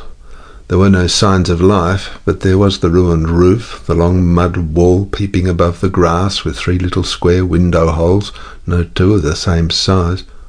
All this brought within reach of my hand, as it were. And then I made a brusque movement, and one of the remaining posts of that vanished fence leaped up in the field of my glass. You remember I told you I had been struck at the distance by certain attempts at ornamentation, rather remarkable in the ruinous aspect of the place. Now I had suddenly a nearer view, and its first result was to make me throw my head back as if before a blow. Then I went carefully from post to post with my glass, and I saw my mistake. These round knobs were not ornamental, but symbolic. They were expressive and puzzling, striking and disturbing, food for thought and also for vultures, if there had been any looking down from the sky, but at all events for such ants as were industrious enough to ascend the pole. They would have been even more impressive, those heads on the stakes, if their faces had not been turned to the house. Only one, the first I had made out, was facing my way. I was not so shocked as you may think. The start back I had given was really nothing but a movement of surprise. I had expected to see a knob of wood there, you know. I returned deliberately to the first I had seen, and there it was, black, dried, sunken, with closed eyelids, a head that seemed to sleep at the top of that pole, and with the shrunken dry lips showing a narrow white line of the teeth, was smiling too, smiling continuously at some endless and jocose dream of that eternal slumber. I'm not disclosing any trade secrets. In fact, the manager said afterwards that Mr. Kurtz's methods had ruined the district. I have no opinion on that point, but I want you clearly to understand that there was nothing exactly profitable in these heads being there. They only showed that Mr. Kurtz lacked restraint in the gratification of his various lusts, that there was something wanting in him, some small matter which, when the pressing need arose, could not be found under his magnificent eloquence. Whether he knew of this deficiency himself, I can't say. I think the knowledge came to him at last, only at the very last. But the wilderness had found him out early, and had taken on him a terrible vengeance for the fantastic invasion. I think it had whispered to him things about himself which he did not know, things of which he had no conception till he took counsel with this great solitude, and the whisper had proved irresistibly fascinating. It echoed loudly within him, because he was hollow at the core. I put down the glass, and the head that had appeared near enough to be spoken to seemed at once to have leapt away from me into inaccessible distance. The admirer of Mr. Kurtz was a bit crestfallen. In a hurried, indistinct voice he began to assure me that he had not dared to take these, say, symbols down. He was not afraid of the natives. They would not stir till Mr. Kurtz gave the word. His ascendancy was extraordinary. The camps of these people surrounded the place, and the chiefs came every day to see him. They would crawl. "I don't want to know anything of the ceremonies used when approaching Mr. Kurtz," I shouted. Curious, this feeling that came over me, that such details would be more intolerable than those heads drying on the stakes under Mr. Kurtz's windows.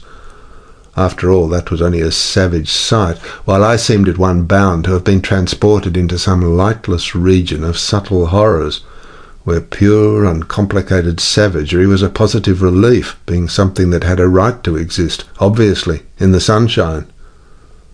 The young man looked at me with surprise. I suppose it did not occur to him that Mr. Kurtz was no idol of mine. He forgot I hadn't heard any of these splendid monologues on, what was it, on love, justice, conduct of life, or what not. If it had come to crawling before Mr. Kurtz, he crawled as much as the veriest savage of them all.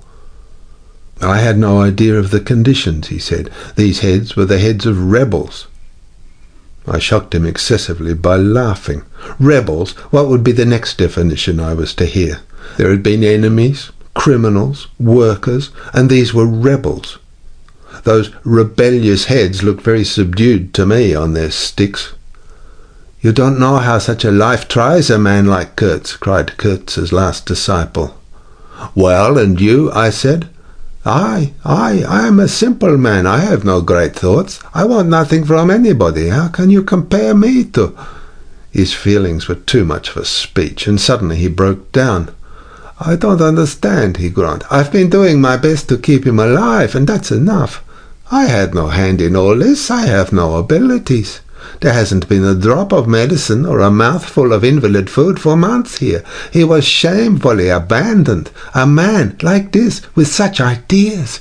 Shamefully, shamefully. I haven't slept for the last 10 nights. His voice lost itself in the calm of the evening. The long shadows of the forest had slipped downhill while we talked, had gone far beyond the ruined hovel, beyond the symbolic row of stakes. All this was in the gloom, while we down there were yet in the sunshine, and the stretch of the river abreast of the clearing glittered in a still and dazzling splendour, with a murky and overshadowed bend above and below. Not a living soul was seen on the shore. The bushes did not rustle. Suddenly, round the corner of the house, a group of men appeared as though they had come up from the ground. They waded waist-deep in the grass, in a compact body, bearing an improvised stretcher in their midst. Instantly, in the emptiness of the landscape, a cry arose whose shrillness pierced the still air like a sharp arrow flying straight to the very heart of the land, and, as if by enchantment, streams of human beings, of naked human beings, with spears in their hand, with bows, with shields, with wild glances and savage movements, were pouring into the clearing by the dark-faced and pensive forest. The bushes shook, the grass swayed for a time, and then everything stood still in attentive immobility. "Now, if he does not say the right thing to them, we are all done for," said the Russian at my elbow. The knot of men with the stretcher had stopped, too, halfway to the steamer, as if petrified. I saw the man on the stretcher sit up, lank and with an uplifted arm, above the shoulders of the bearers. "Let us hope that the man who can talk so well of love in general will find some particular reason to spare us this time," I said. I resented bitterly the absurd danger of our situation, as if to be at the mercy of that atrocious phantom had been a dishonouring necessity. I could not hear a sound, but through my glasses I saw the thin arm extended commandingly, the lower jaw moving, the eyes of that apparition shining darkly far in its bony head that nodded with grotesque jerks. Kurtz, Kurtz. That means short in German, don't it? Well, the name was as true as everything else in his life and death. He looked at least 7 feet long. His covering had fallen off, and his body emerged from it pitiful and appalling as from a winding sheet. I could see the cage of his ribs all astir, the bones of his arm waving. It was as though an animated image of death carved out of old ivory had been shaking its hand with menaces at a motionless crowd of men made of dark and glittering bronze. I saw him open his mouth wide. It gave him a weirdly voracious aspect, as though he had wanted to swallow all the air, all the earth, all the men before him. A deep voice reached me faintly. He must have been shouting. He fell back suddenly. The stretcher shook as the bearers staggered forward again, and almost at the same time I noticed that the crowd of savages was vanishing without any perceptible movement of retreat, as if the forest that had ejected these beings so suddenly had drawn them in again, as the breath is drawn in a long aspiration. Some of the pilgrims behind the stretcher carried his arms, 2 shotguns, a heavy rifle, and a light revolver carbine, the thunderbolts of that pitiful Jupiter. The manager bent over him, murmuring as he walked beside his head. They laid him down in one of the little cabins, just a room for a bed, place, and a camp stool or 2, you know. We'd brought his belated correspondence, and a lot of torn envelopes and open letters littered his bed. His hand roamed feebly amongst these papers. I was struck by the fire of his eyes and the composed languor of his expression. It was not so much the exhaustion of disease. He did not seem in pain. This shadow looked satiated and calm, as though for the moment it had had its fill of all the emotions. He rustled one of the letters and, looking straight in my face, said, "I am glad." Somebody had been writing to him about me. These special recommendations were turning up again. The volume of tone he emitted without effort, almost without the trouble of moving his lips, amazed me. A voice. It was grave, profound, vibrating, while the man did not seem capable of a whisper. However, he had enough strength in him, factitious no doubt, to very nearly make an end of us, as you shall hear directly. The manager appeared silently in the doorway. I stepped out at once, and he drew the curtain after me. The Russian, eyed curiously by the pilgrims, was staring at the shore. I followed the direction of his glance. Dark human shapes could be made out in the distance, flitting indistinctly against the gloomy border of the forest, and near the river 2 bronze figures, leaning on tall spears, stood in the sunlight under fantastic headdresses of spotted skins, warlike and still in statuesque repose. And from right to left along the lighted shore moved a wild and gorgeous apparition of a woman. She walked with measured steps, draped in striped and fringed cloths, treading the earth proudly, with a slight jingle and flash of barbarous ornaments. She carried her head high. Her hair was done in the shape of a helmet. She had brass leggings to the knee, brass wire gauntlets to the elbow, a crimson spot on her tawny cheek, innumerable necklaces of glass beads on her neck, bizarre things, charms, gifts of witchmen that hung about her, glittered and trembled at every step. She must have had the value of several elephant tusks upon her. She was savage and superb, wild-eyed and magnificent. There was something ominous and stately in her deliberate progress. And in the hush that had fallen suddenly upon the whole sorrowful land, the immense wilderness, the colossal body of the fecund and mysterious life seemed to look at her, pensive, as though it had been looking at the image of its own tenebrous and passionate soul. She came abreast of the steamer, stood still and faced us. Her long shadow fell to the water's edge. Her face had a tragic and fierce aspect of wild sorrow and of dumb pain, mingled with the fear of some struggling, half-shaped resolve. She stood looking at us without a stir, and like the wilderness itself, with an air of brooding over an inscrutable purpose. A whole minute passed, and then she made a step forward. There was a low jingle, a glint of yellow metal, a sway of fringed draperies, and she stopped as if her heart had failed her. The young fellow by my side growled. The pilgrims murmured at my back. She looked at us all as if her life had depended upon the unanswering steadiness of her glance. Suddenly she opened her bare arms and threw them up rigid above her head, as though in an uncontrollable desire to touch the sky, and at the same time the swift shadows darted out on the earth, swept around the river, gathering the steamer into a shadowy embrace.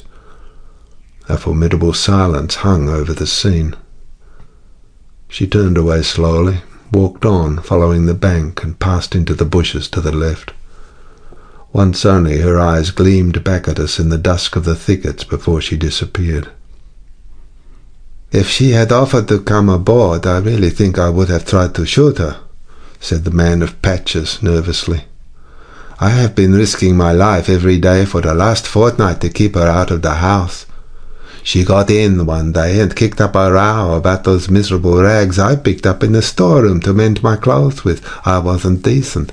At least it must have been that, for she talked like a fury to Kurt for an hour, pointing at me now and then. I don't understand the dialect of this tribe. Luckily for me, I fancy Kurtz felt too ill that day to care, or there would have been mischief. I don't understand. No, it's too much for me. Ah, well, it's all over now." At this moment I heard Kurtz's deep voice behind the curtain. "Save me? Save the ivory, you mean? Don't tell me. Save me. Why, I've had to save you. You're interrupting my plans now. Sick. Sick. Not so sick as you would like to believe. Never mind. I'll carry my ideas out yet. I will return. I'll show you what can be done. You with your little peddling notions. You're interfering with me. I will return. The manager came out. He did me the honour to take me under the arm and lead me aside. "He's very low, he said. He considered it necessary to sigh, but neglected to be consistently sorrowful. "We've done all we could for him, haven't we? But there is no disguising the fact Mr. Kurtz has done more harm than good to the company. He did not see the time was not ripe for vigorous action. Cautiously, that's my principle. We must be cautious yet. The district is closed to us for a time. Deplorable. Upon the whole, the trade will suffer. I don't deny there is a remarkable quantity of ivory, mostly fossil. We must save it at all events. But look how precarious the position is. And why? Because the method is unsound." "Do you," said I, looking at the shore, "call it unsound method?" "Without doubt," he exclaimed hotly. "Don't you?" "No method at all," I murmured after a while. "Exactly," he exulted. "I anticipated this. Shows a complete want of judgment. It is my duty to point it out to the proper quarter." "Oh," said I, "that fellow, what's his name, the brickmaker, will make a readable report for you." He appeared confounded for a moment. It seemed to me I had never breathed an atmosphere so vile, and I turned mentally to Kurtz for relief, positively for relief. "Nevertheless, I think Mr. Kurtz is a remarkable man," I said with emphasis. He started, dropped on me a heavy glance, said very quietly, "He was," and turned his back on me. My hour of favour was over. I found myself lumped along with Kurtz as a partisan of methods for which the time was not ripe. I was unsound. But it was something to have at least a choice of nightmares. I had turned to the wilderness, really, not to Mr. Kurtz, who, I was ready to admit, was as good as buried. And for a moment it seemed to me as if I also were buried in a vast grave full of unspeakable secrets. I felt an intolerable weight oppressing my breast, the smell of the damp earth, the unseen presence of victorious corruption, the darkness of an impenetrable night. The Russian tapped me on the shoulder. I heard him mumbling and stammering something about brother Seaman couldn't conceal knowledge of matters that would affect Mr. Kurtz's reputation. I waited. For him, evidently, Mr. Kurtz was not in his grave. I suspect that for him Mr. Kurtz was one of the immortals. "Well," said I at last, "speak out. As it happens, I am Mr. Kurtz's friend, in a way." He stated, with a good deal of formality, that had we not been of the same profession, he would have kept the matter to himself without regard to consequences. He suspected there was an active ill will towards him on the part of these white men, that— "You're right," I said, remembering a certain conversation I had overheard. "The manager thinks you ought to be hanged." He showed a concern at this intelligence which amused me at first. "I had better get out of the way, quietly," he said earnestly. "I can do no more for Kurtz now, and they would soon find some excuse. What's to stop them? There's a military post 300 miles from here." "Well, upon my word," said I, "perhaps you'd better go if you have any friends amongst the savages nearby." "Plenty," he said. "They are simple people, and I want nothing, you know." He stood, biting his lip. Then, "I don't want any harm to happen to these whites here, but of course I was thinking of Mr. Kurtz's reputation. But you are but a seaman, and—" "All right," said I, after a time. "Mr. Kurtz's reputation is safe with me." I did not know how truly I spoke. He informed me, lowering his voice, that it was Kurtz who had ordered the attack to be made on the steamer. He hated sometimes the idea of being taken away, and then again. But I don't understand these matters. I am a simple man. He thought it would scare you away, that you would give it up thinking him dead. I could not stop him. "Oh, I had an awful time of it this last month." "Very well," I said. "He is all right now." "Yes," he muttered, not very convinced apparently. "Thanks," said I. "I shall keep my eyes open." "But quiet, eh?" he urged anxiously. "It would be awful for his reputation if anybody here." I promised a complete discretion with great gravity. "I have a canoe and 3 black fellows waiting not very far. I am off. Could you give me a few Martini Henry cartridges?"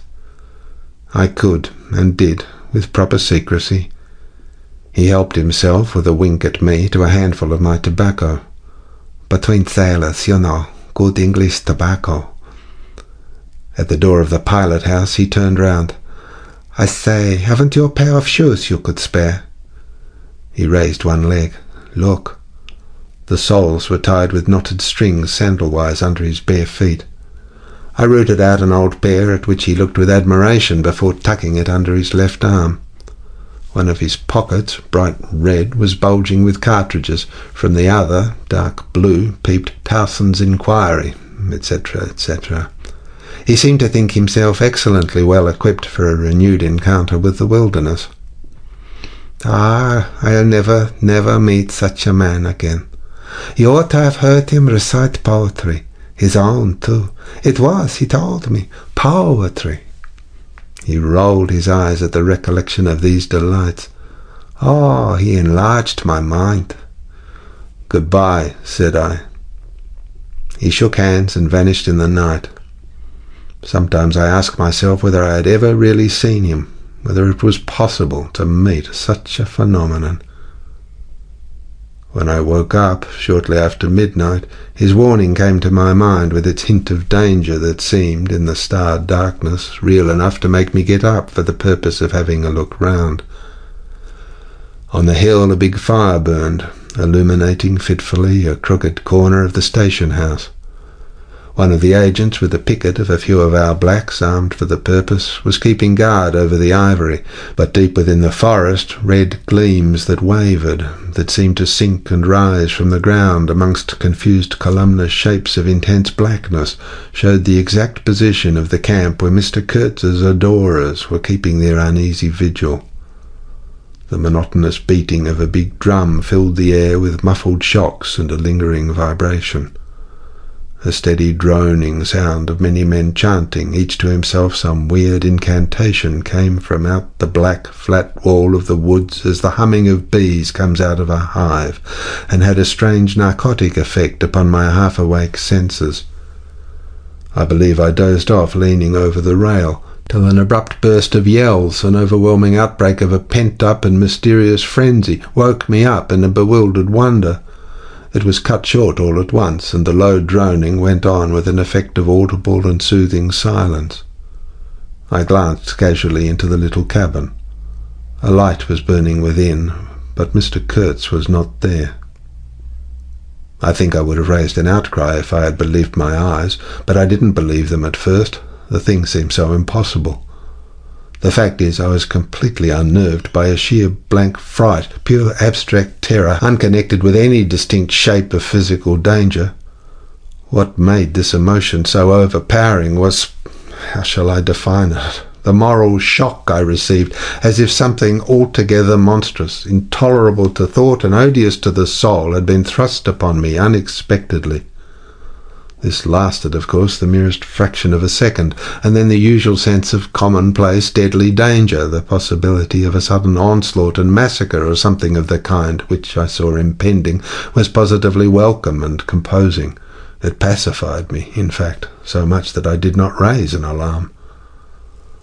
There was an agent buttoned up inside an ulster and sleeping on a chair on deck within 3 feet of me. The yells had not awakened him. He snored very lightly. I left him to his slumbers and leapt ashore. I did not betray Mr. Kurtz. I was ordered I should never betray him. It was written I should be loyal to the nightmare of my choice. I was anxious to deal with this shadow by myself alone, and to this day I don't know why I was so jealous of sharing with anyone the peculiar blackness of that experience. As soon as I got on the bank I saw a trail, a broad trail through the grass. I remembered the exultation with which I said to myself, "He can't walk. He's crawling on all fours. I've got him."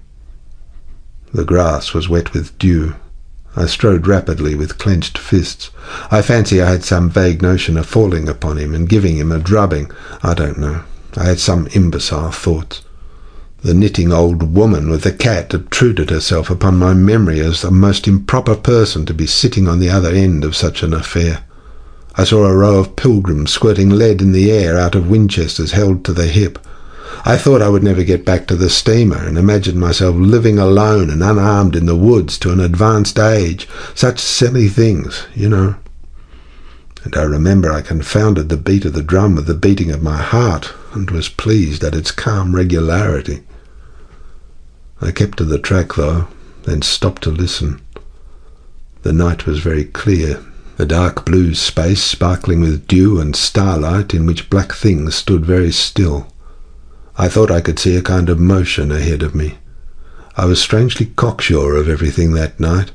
I actually left the track and ran in a wide semicircle, I verily believe, chuckling to myself, so as to get in front of that stir, of that motion I had seen, if indeed I'd seen anything. I was circumventing Kurtz as though it had been a boyish game. I came upon him, and if he had not heard me coming, I would have fallen over him too, but he got up in time. He rose, unsteady, long, pale, indistinct, like a vapour exhaled by the earth, and swayed slightly, misty and silent before me, while at my back the fires loomed between the trees, and the murmur of many voices issued from the forest. I had cut him off cleverly, but when actually confronting him I seemed to come to my senses. I saw the danger in its right proportion. It was by no means over yet. Suppose he began to shout. Though he could hardly stand, there was still plenty of vigour in his voice. "Go away, hide yourself," he said, in that profound tone. It was very awful. I glanced back. We were within 30 yards from the nearest fire. A black figure stood up, strode on long black legs, waving long black arms across the glow. It had horns, antelope horns, I think, on its head. Some sorcerer, some witch-man, no doubt. It looked fiend-like enough. "Do you know what you are doing?" I whispered. "Perfectly," he answered, raising his voice for that single word. It sounded to me far off, and yet loud, like a hail through a speaking trumpet. If he makes a row, we are lost, I thought to myself. This clearly was not a case for fisticuffs, even apart from the very natural aversion I had to beat that shadow, this wandering and tormented thing. "You will be lost," I said, "utterly lost." One gets sometimes such a flash of inspiration, you know.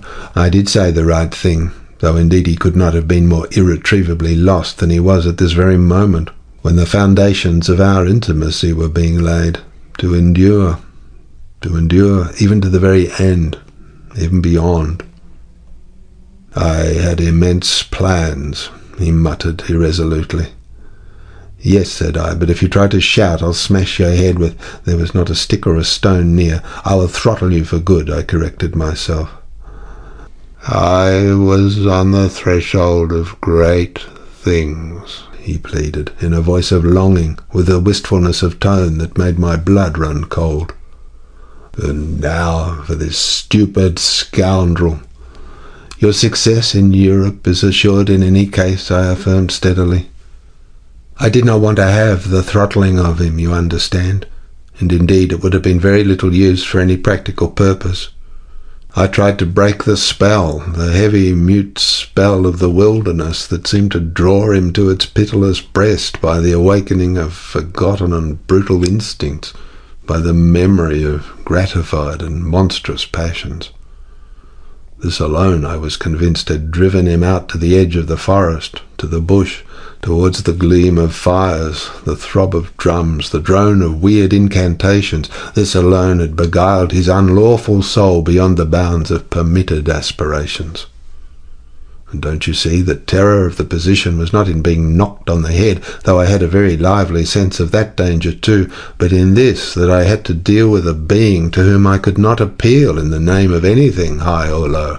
I had, even like the niggers, to invoke him, himself, his own exalted and incredible degradation. There was nothing either above him or below him, and I knew it. He had kicked himself loose of the earth. Confound the man, he had kicked the very earth to pieces. He was alone, and I before him did not know whether I stood on the ground or floated in the air. I've been telling you what we said, repeating the phrases we pronounced, but what's the good? They were common everyday words, the familiar vague sounds exchanged on every waking day of life, but what of that? They had behind them, to my mind, the terrific suggestiveness of words heard in dreams, of phrases spoken in nightmares. Soul. If anybody ever struggled with a soul, I am the man. And I wasn't arguing with a lunatic either. Believe me or not, his intelligence was perfectly clear, concentrated, it is true, upon himself with horrible intensity, yet clear. And therein was my only chance, barring, of course, the killing him there and then, which wasn't so good on account of unavoidable noise. But his soul was mad. Being alone in the wilderness, it had looked within itself, and by heavens, I tell you, it had gone mad. I had, for my sins, I suppose, to go through the ordeal of looking into it myself. No eloquence could have been so withering to one's belief in mankind as his final burst of sincerity. He struggled with himself too. I saw it, I heard it. I saw the inconceivable mystery of a soul that knew no restraint, no faith, and no fear, yet struggling blindly with itself. I kept my head pretty well, but when I had him at last stretched on the couch, I wiped my forehead while my legs shook under me as though I had carried 1/2 a ton on my back down that hill. And yet I had only supported him, his bony arm clasped round my neck, and he was not much heavier than a child. End of Chapter 3, Part 1. Chapter 3, Part 2. When next day we left at noon, the crowd, of whose presence behind the curtain of trees I had been acutely conscious all the time, flowed out of the woods again, filled the clearing, covered the slope with a mass of naked, breathing, quivering, bronze bodies. I steamed up a bit, then swung downstream, and 2,000 eyes followed the evolutions of the splashing, thumping, fierce river demon beating the water with its terrible tail and breathing black smoke into the air. In front of the first rank along the river, 3 men, plastered with bright red earth from head to foot, strutted to and fro restlessly.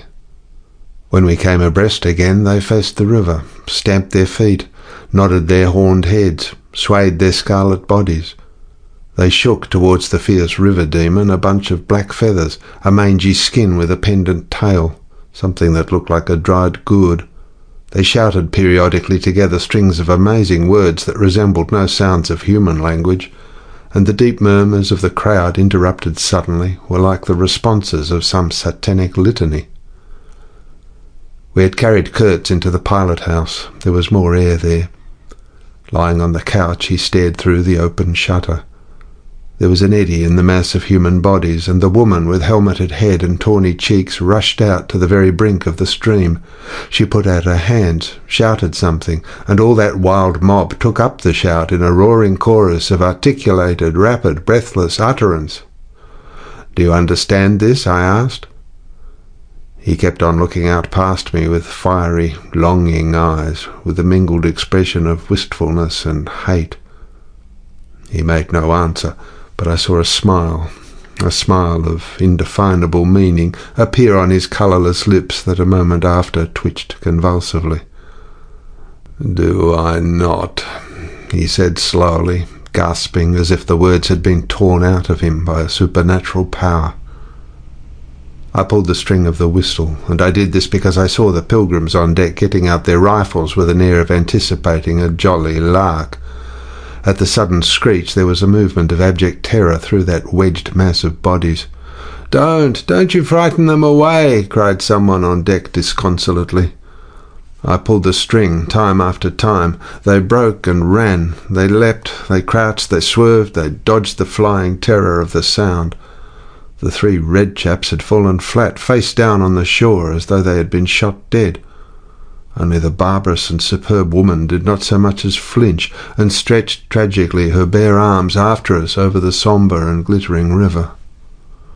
And then that imbecile crowd down on the deck started their little fun, and I could see nothing more for smoke. The brown current ran swiftly out of the heart of darkness, bearing us down towards the sea with twice the speed of our upward progress, and Kurtz's life was running swiftly too, ebbing out of his heart into the sea of inexorable time. The manager was very placid. He had no vital anxieties now. He took us both in with a comprehensive and satisfied glance. The affair had come off well, as far as could be wished. I saw the time approaching when I would be left alone of the party of unsound method. The pilgrims looked upon me with disfavour. I was, so to speak, numbered with the dead. It is strange how I accepted this unforeseen partnership, this choice of nightmares forced upon me in the tenebrous land invaded by these mean and greedy phantoms. Kurtz discoursed. A voice. It rang deep to the very last. It survived his strength to hide in the magnificent folds of eloquence the barren darkness of his heart. Oh, he struggled. The wastes of his weary brain were haunted by shadowy images now, images of wealth and fame revolving obsequiously round his inextinguishable gift of noble and lofty expression. My intended, my station, my career, my ideas. These were the subjects for the occasional utterances of elevated sentiments. The shade of the original Kurtz frequented the bedside of the hollow sham, whose fate it was to be buried presently in the mould of primitive earth.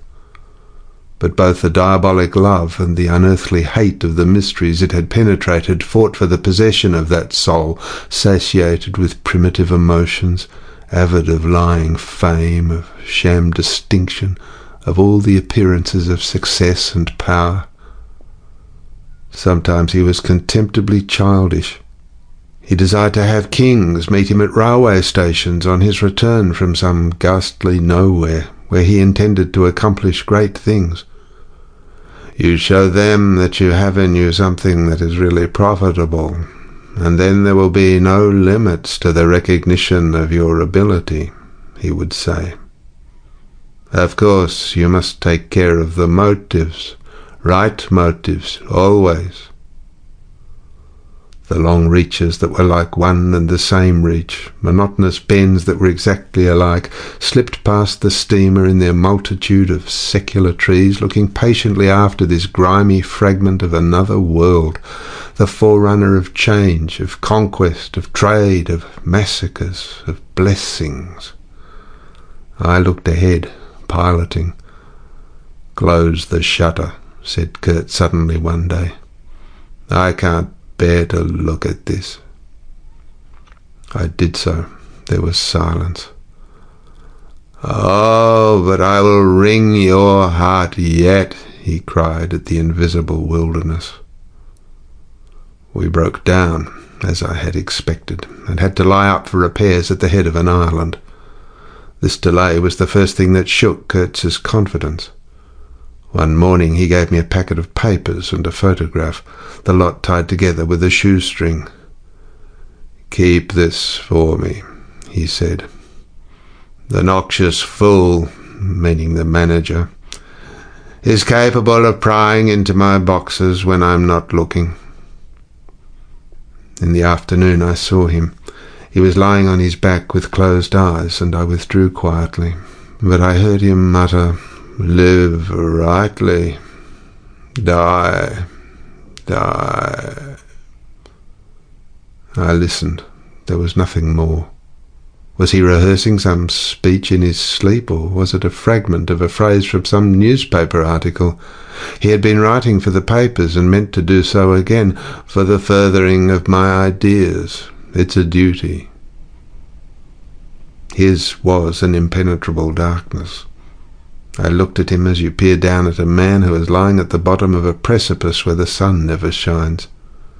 But I had not much time to give him, because I was helping the engine driver to take to pieces the leaky cylinders, to straighten a bent connecting rod, and in other such matters.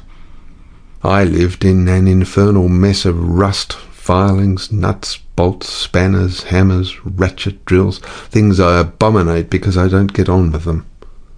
I tended the little forge we fortunately had aboard. I toiled wearily in a wretched scrap heap, unless I had the shakes too bad to stand. One evening, coming in with a candle, I was startled to hear him say, a little tremulously, "I am lying here in the dark, waiting for death." The light was within a foot of his eyes. I forced myself to murmur, "Oh, nonsense," and stood over him, as if transfixed. Anything approaching the change that came over his features I've never seen before, and hope never to see again. Oh, I wasn't touched, I was fascinated. It was as though a veil had been rent. I saw on that ivory face the expression of sombre pride, of ruthless power, of craven terror, and of an intense and hopeless despair. Did he live his life again in every detail of desire, temptation, and surrender during that supreme moment of complete knowledge? He cried in a whisper at some image, at some vision. He cried out twice, a cry that was no more than a breath. The horror, the horror. I blew the candle out and left the cabin. The pilgrims were dining in the mess room, and I took my place opposite the manager, who lifted his eye to give me a questioning glance, which I successfully ignored. He leant back, serene, with that peculiar smile of his sealing the unexpressed depths of his meanness. A continuous shower of small flies streamed upon the lamp, upon the cloth, upon our hands and faces. Suddenly the manager's boy put his insolent black head in the doorway and said in a tone of scathing contempt, "Mr. Kurtz, he dead." All the pilgrims rushed out to see. I remained and went on with my dinner. I believe I was considered brutally callous. However, I did not eat much. There was a lamp in there, light, don't you know? And outside it was so beastly, beastly dark. I went no more near the remarkable man who had pronounced a judgment upon the adventures of his soul on this earth. The voice was gone. What else had been there? But I am of course aware that next day the pilgrims buried something in a muddy hole. And then they very nearly buried me. However, as you see, I did not go to join Kurtz there and then. I did not. I remained to dream the nightmare out to the end, and to show my loyalty to Kurtz once more. Destiny, my destiny. Droll thing life is, that mysterious arrangement of merciless logic for a futile purpose. The most you can hope from it is some knowledge of yourself. That comes too late, a crop of unextinguishable regret. I've wrestled with death. It is the most unexciting contest you can imagine. It takes place in an impalpable greyness, with nothing underfoot, with nothing around, without spectators, without clamour, without glory, without the great desire of victory, without the great fear of defeat, in a sickly atmosphere of tepid scepticism, without much belief in your own right, and still less in that of your adversary. If such is the form of ultimate wisdom, then life is a greater riddle than some of us think it to be. I was within a hair's breadth of the last opportunity for pronouncements, and I found with humiliation that probably I would have nothing to say. This is the reason why I affirm that Kurtz was a remarkable man. He had something to say. He said it. Since I had peeped over the edge myself, I understand better the meaning of his stare, that could not see the flame of the candle, but was wide enough to embrace the whole universe, piercing enough to penetrate all the hearts that beat in the darkness. He had summed up. He had judged. The horror. He was a remarkable man. After all, this was the expression of some sort of belief. It had candour. It had conviction. It had a vibrating note of revolt in its whisper. It had the appalling face of a glimpsed truth, the strange commingling of desire and hate. And it is not my own extremity I remember best, a vision of greyness without form, filled with physical pain, and a careless contempt for the evanescence of all things, even of this pain itself. No, it is his extremity that I seem to have lived through. True, he had made that last stride. He had stepped over the edge, while I had been permitted to draw back my hesitating foot.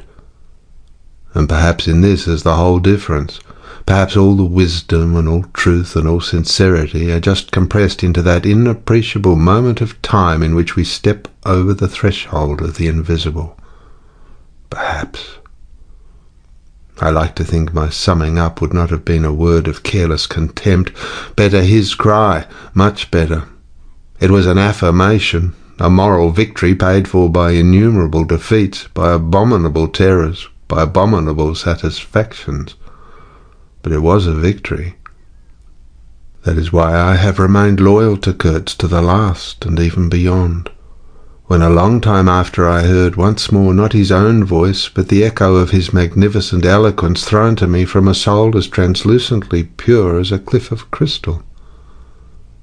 No, they did not bury me, though there is a period of time which I remember mistily, with a shuddering wonder, like a passage through some inconceivable world that had no hope in it, and no desire. I found myself back in the sepulchral city, resenting the sight of people hurrying through the streets to filch a little money from each other, to devour their infamous cookery, to gulp their unwholesome beer, to dream their insignificant and silly dreams. They trespassed upon my thoughts. They were intruders whose knowledge of life was to me an irritating pretence, because I felt so sure they could not possibly know the things I knew. Their bearing, which was simply the bearing of commonplace individuals going about their business in the assurance of perfect safety, was offensive to me, like the outrageous flauntings of folly in the face of a danger it is unable to comprehend. I had no particular desire to enlighten them, but I had some difficulty in restraining myself from laughing in their face, so full of stupid importance. I dare say I was not very well at that time. I tottered about the streets. There were various affairs to settle, grinning bitterly at perfectly respectable persons. I admit my behaviour was inexcusable, but then my temperature was seldom normal in these days. My dear aunt's endeavours to nurse up my strength seemed altogether beside the mark. It was not my strength that wanted nursing, it was my imagination that wanted soothing. I kept the bundle of papers given me by Kurtz, not knowing exactly what to do with it. His mother had died lately, watched over, as I was told, by his intended. A clean-shaved man with an official manner and wearing gold-rimmed spectacles called on me one day and made inquiries, at first circuitous, afterwards suavely pressing, about what he was pleased to denominate certain documents. I was not surprised, because I had had 2 rows with the manager on the subject out there. I had refused to give up the smallest scrap out of that package, and I took the same attitude with the spectacled man. He became darkly menacing at last, and with much heat argued that the company had the right to every bit of information about its territories. And, said he, Mr. Kurtz's knowledge of unexplored regions must have been necessarily extensive and peculiar, owing to his great abilities and to the deplorable circumstances in which he had been placed, and therefore I assured him Mr. Kurtz's knowledge, however extensive, did not bear upon the problems of commerce or administration. He invoked then the name of science. It will be an incalculable loss if, etc., etc. I offered him the report on the suppression of savage customs with the postscriptum torn off. He took it up eagerly, but ended by sniffing at it with an air of contempt. "This is not what we had a right to expect," he remarked. "Expect nothing else," I said. "There are only private letters." He withdrew upon some threat of legal proceedings, and I saw him no more, but another fellow, calling himself Kurtz's cousin, appeared 2 days later, and was anxious to hear all the details about his dear relative's last moments. Incidentally, he gave me to understand that Kurtz had been essentially a great musician. "There was the making of an immense success," said the man, who was an organist, I believe, with lank grey hair flowing over a greasy coat collar. I had no reason to doubt his statement, and to this day I am unable to say what was Kurtz's profession, whether he ever had any, which was the greatest of his talents. I had taken him for a painter who wrote for the papers, or else for a journalist who could paint, but even the cousin, who took snuff during the interview, could not tell me what he had been, exactly. He was a universal genius. On that point I agreed with the old chap, who thereupon blew his nose noisily into a large cotton handkerchief and withdrew in senile agitation, bearing off some family letters and memoranda without importance. Ultimately, a journalist anxious to know something of the fate of his dear colleague turned up. This visitor informed me Kurtz's proper sphere ought to have been politics on the popular side. He had very straight eyebrows, bristly hair cropped short, an eyeglass on a broad ribbon, and, becoming expansive, confessed his opinion that Kurtz really couldn't write a bit. But heavens, how that man could talk! He electrified large meetings. He had faith, don't you see? He had the faith. He could get himself to believe anything. He would have been a splendid leader of an extreme party. "What party?" I asked. "Any party," answered the other. "He was an extremist." Did I not think so? I assented. Did I know, he asked with a sudden flash of curiosity, what it was that had induced him to go out there? "Yes," said I, and forthwith handed him the famous report for publication, if he thought fit. He glanced through it hurriedly, mumbling all the time, judged it would do, and took himself off with this plunder. Thus I was left at last with a slim packet of letters and the girl's portrait. She struck me as beautiful. She had a beautiful expression. I know that the sunlight can be made to lie too, yet one felt that no manipulation of light and pose could have conveyed the delicate shade of truthfulness upon those features.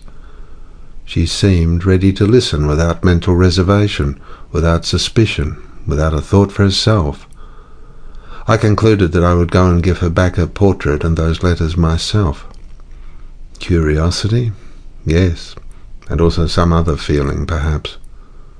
All that had been Kurtz's had passed out of my hands, his soul, his body, his station, his plans, his ivory, his career. There remained only his memory and his intended, and I wanted to give that up too, to the past in a way, to surrender personally all that remained of him with me to that oblivion which is the last word of our common fate. I don't defend myself. I had no clear perception of what it was I really wanted. Perhaps it was an impulse of unconscious loyalty, or the fulfillment of one of those ironic necessities that lurk in the facts of human existence. I don't know. I can't tell. But I went. I thought his memory was like the other memories of the dead that accumulate in every man's life, a vague impress on the brain of shadows that had fallen on it in their swift and final passage. But before the high and ponderous door, between the tall houses of a street as still and decorous as a well-kept alley in a cemetery, I had a vision of him on the stretcher, opening his mouth voraciously, as if to devour all the earth with all its mankind.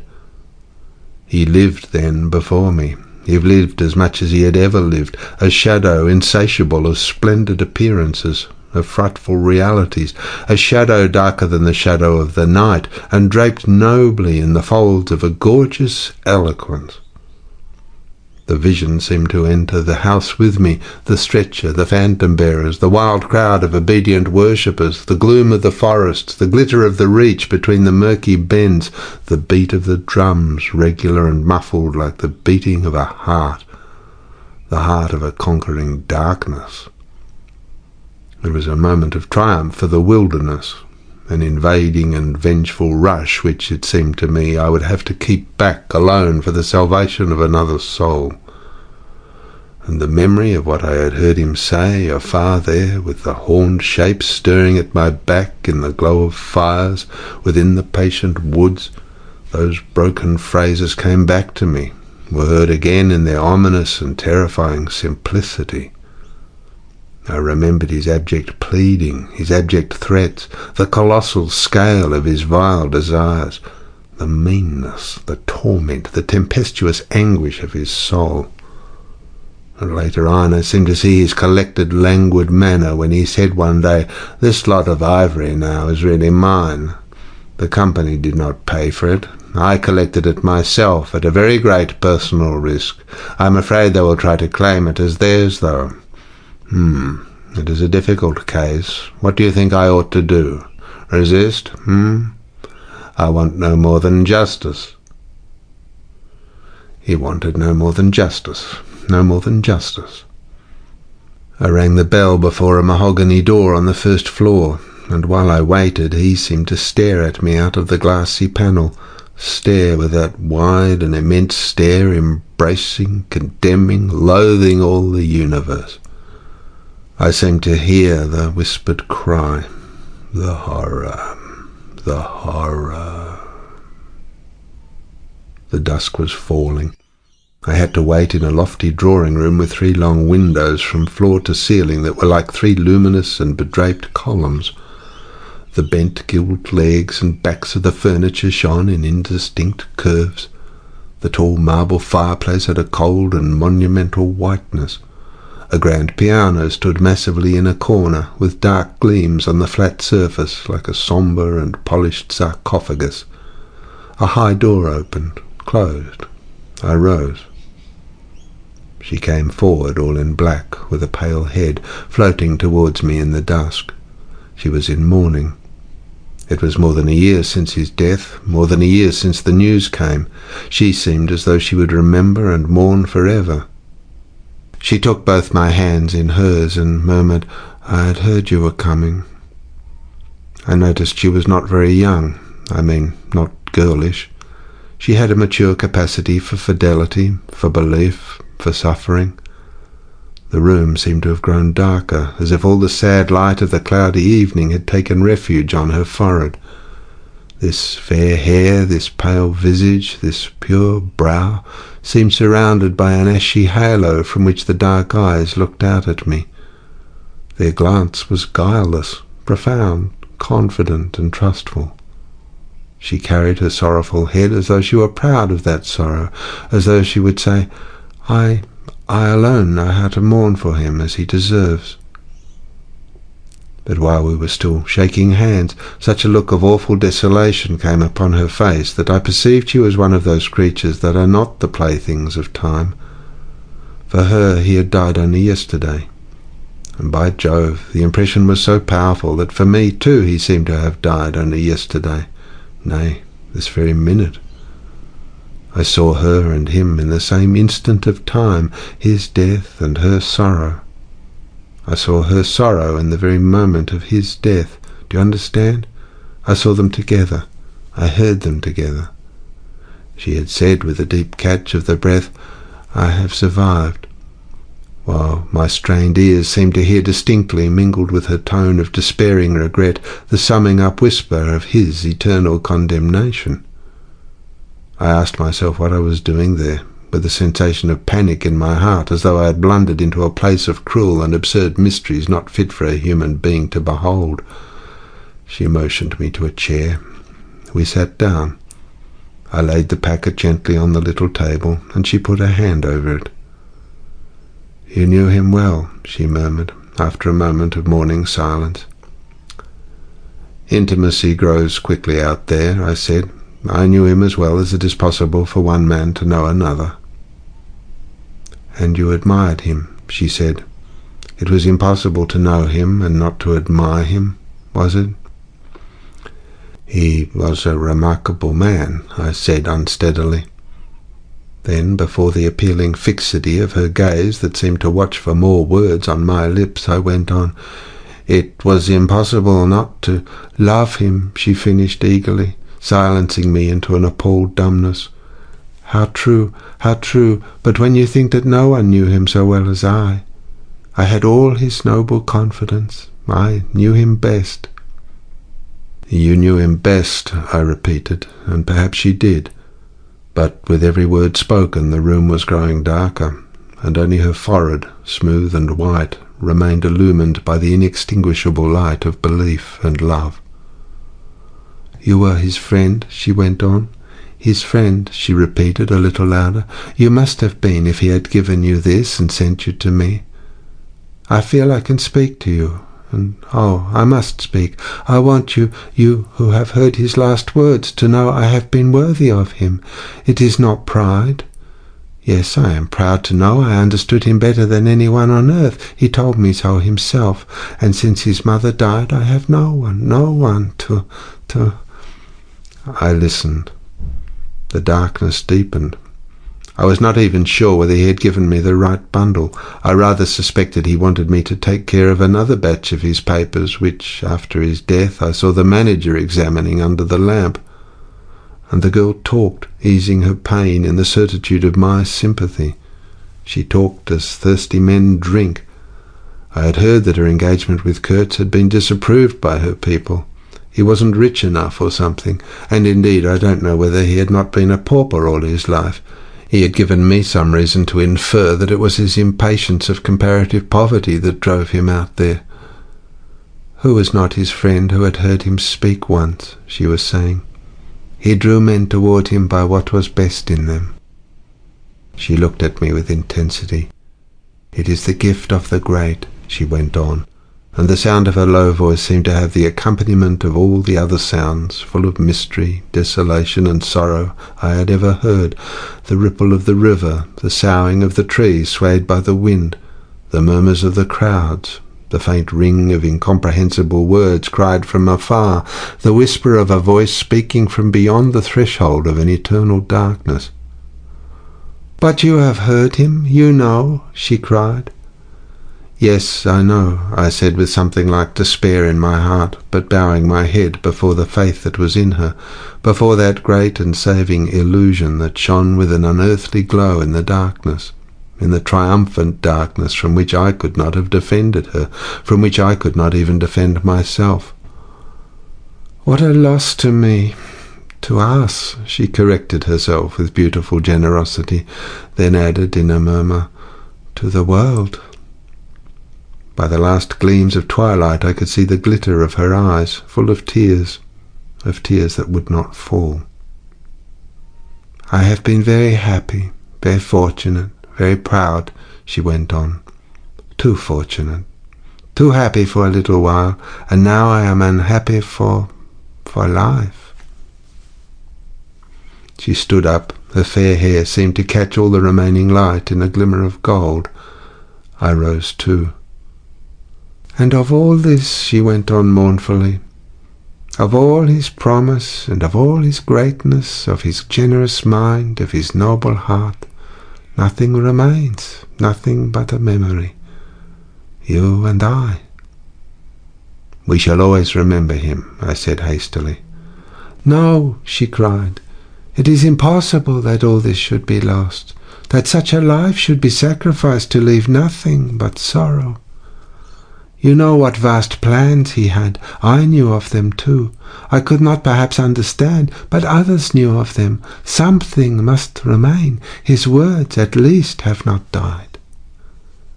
"His words will remain," I said. "And his example," she whispered to herself.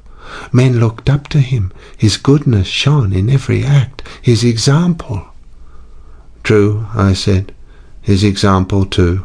Yes, his example. I forgot that." "But I do not. I cannot believe, not yet. I cannot believe that I shall never see him again, that nobody will see him again. never, never, never. She put out her arms as if after a retreating figure, stretching them back, and with clasped pale hands across the fading and narrow sheen of the window. Never see him. I saw him clearly enough then.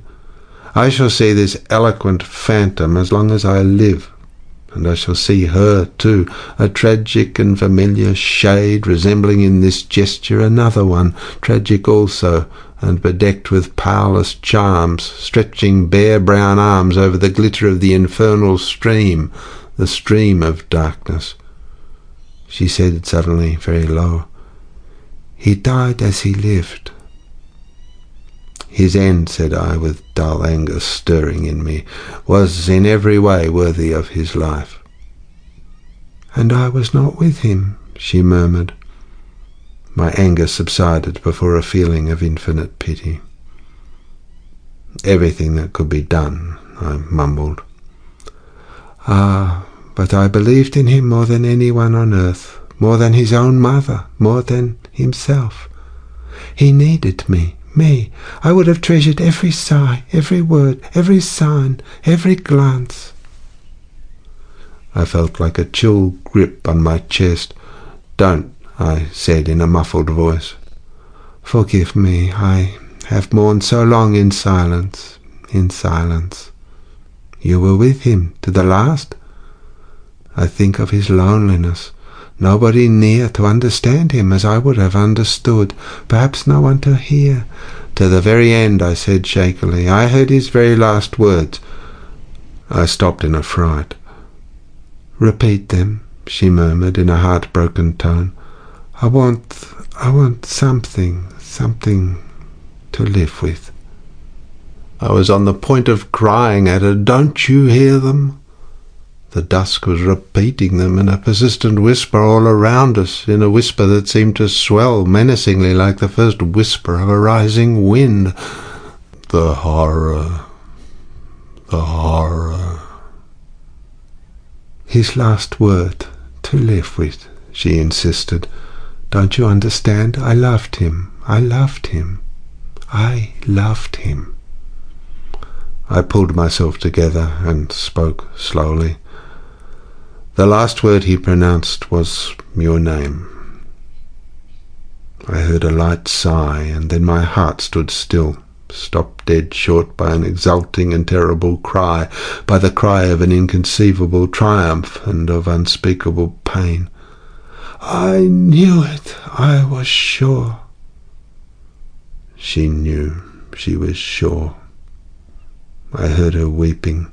She'd hidden her face in her hands. It seemed to me that the house would collapse before I could escape, that the heavens would fall upon my head, but nothing happened. The heavens do not fall for such a trifle. Would they have fallen, I wonder, if I had rendered Kurtz that justice which was his due? Hadn't he said he wanted only justice? But I couldn't. I could not tell her.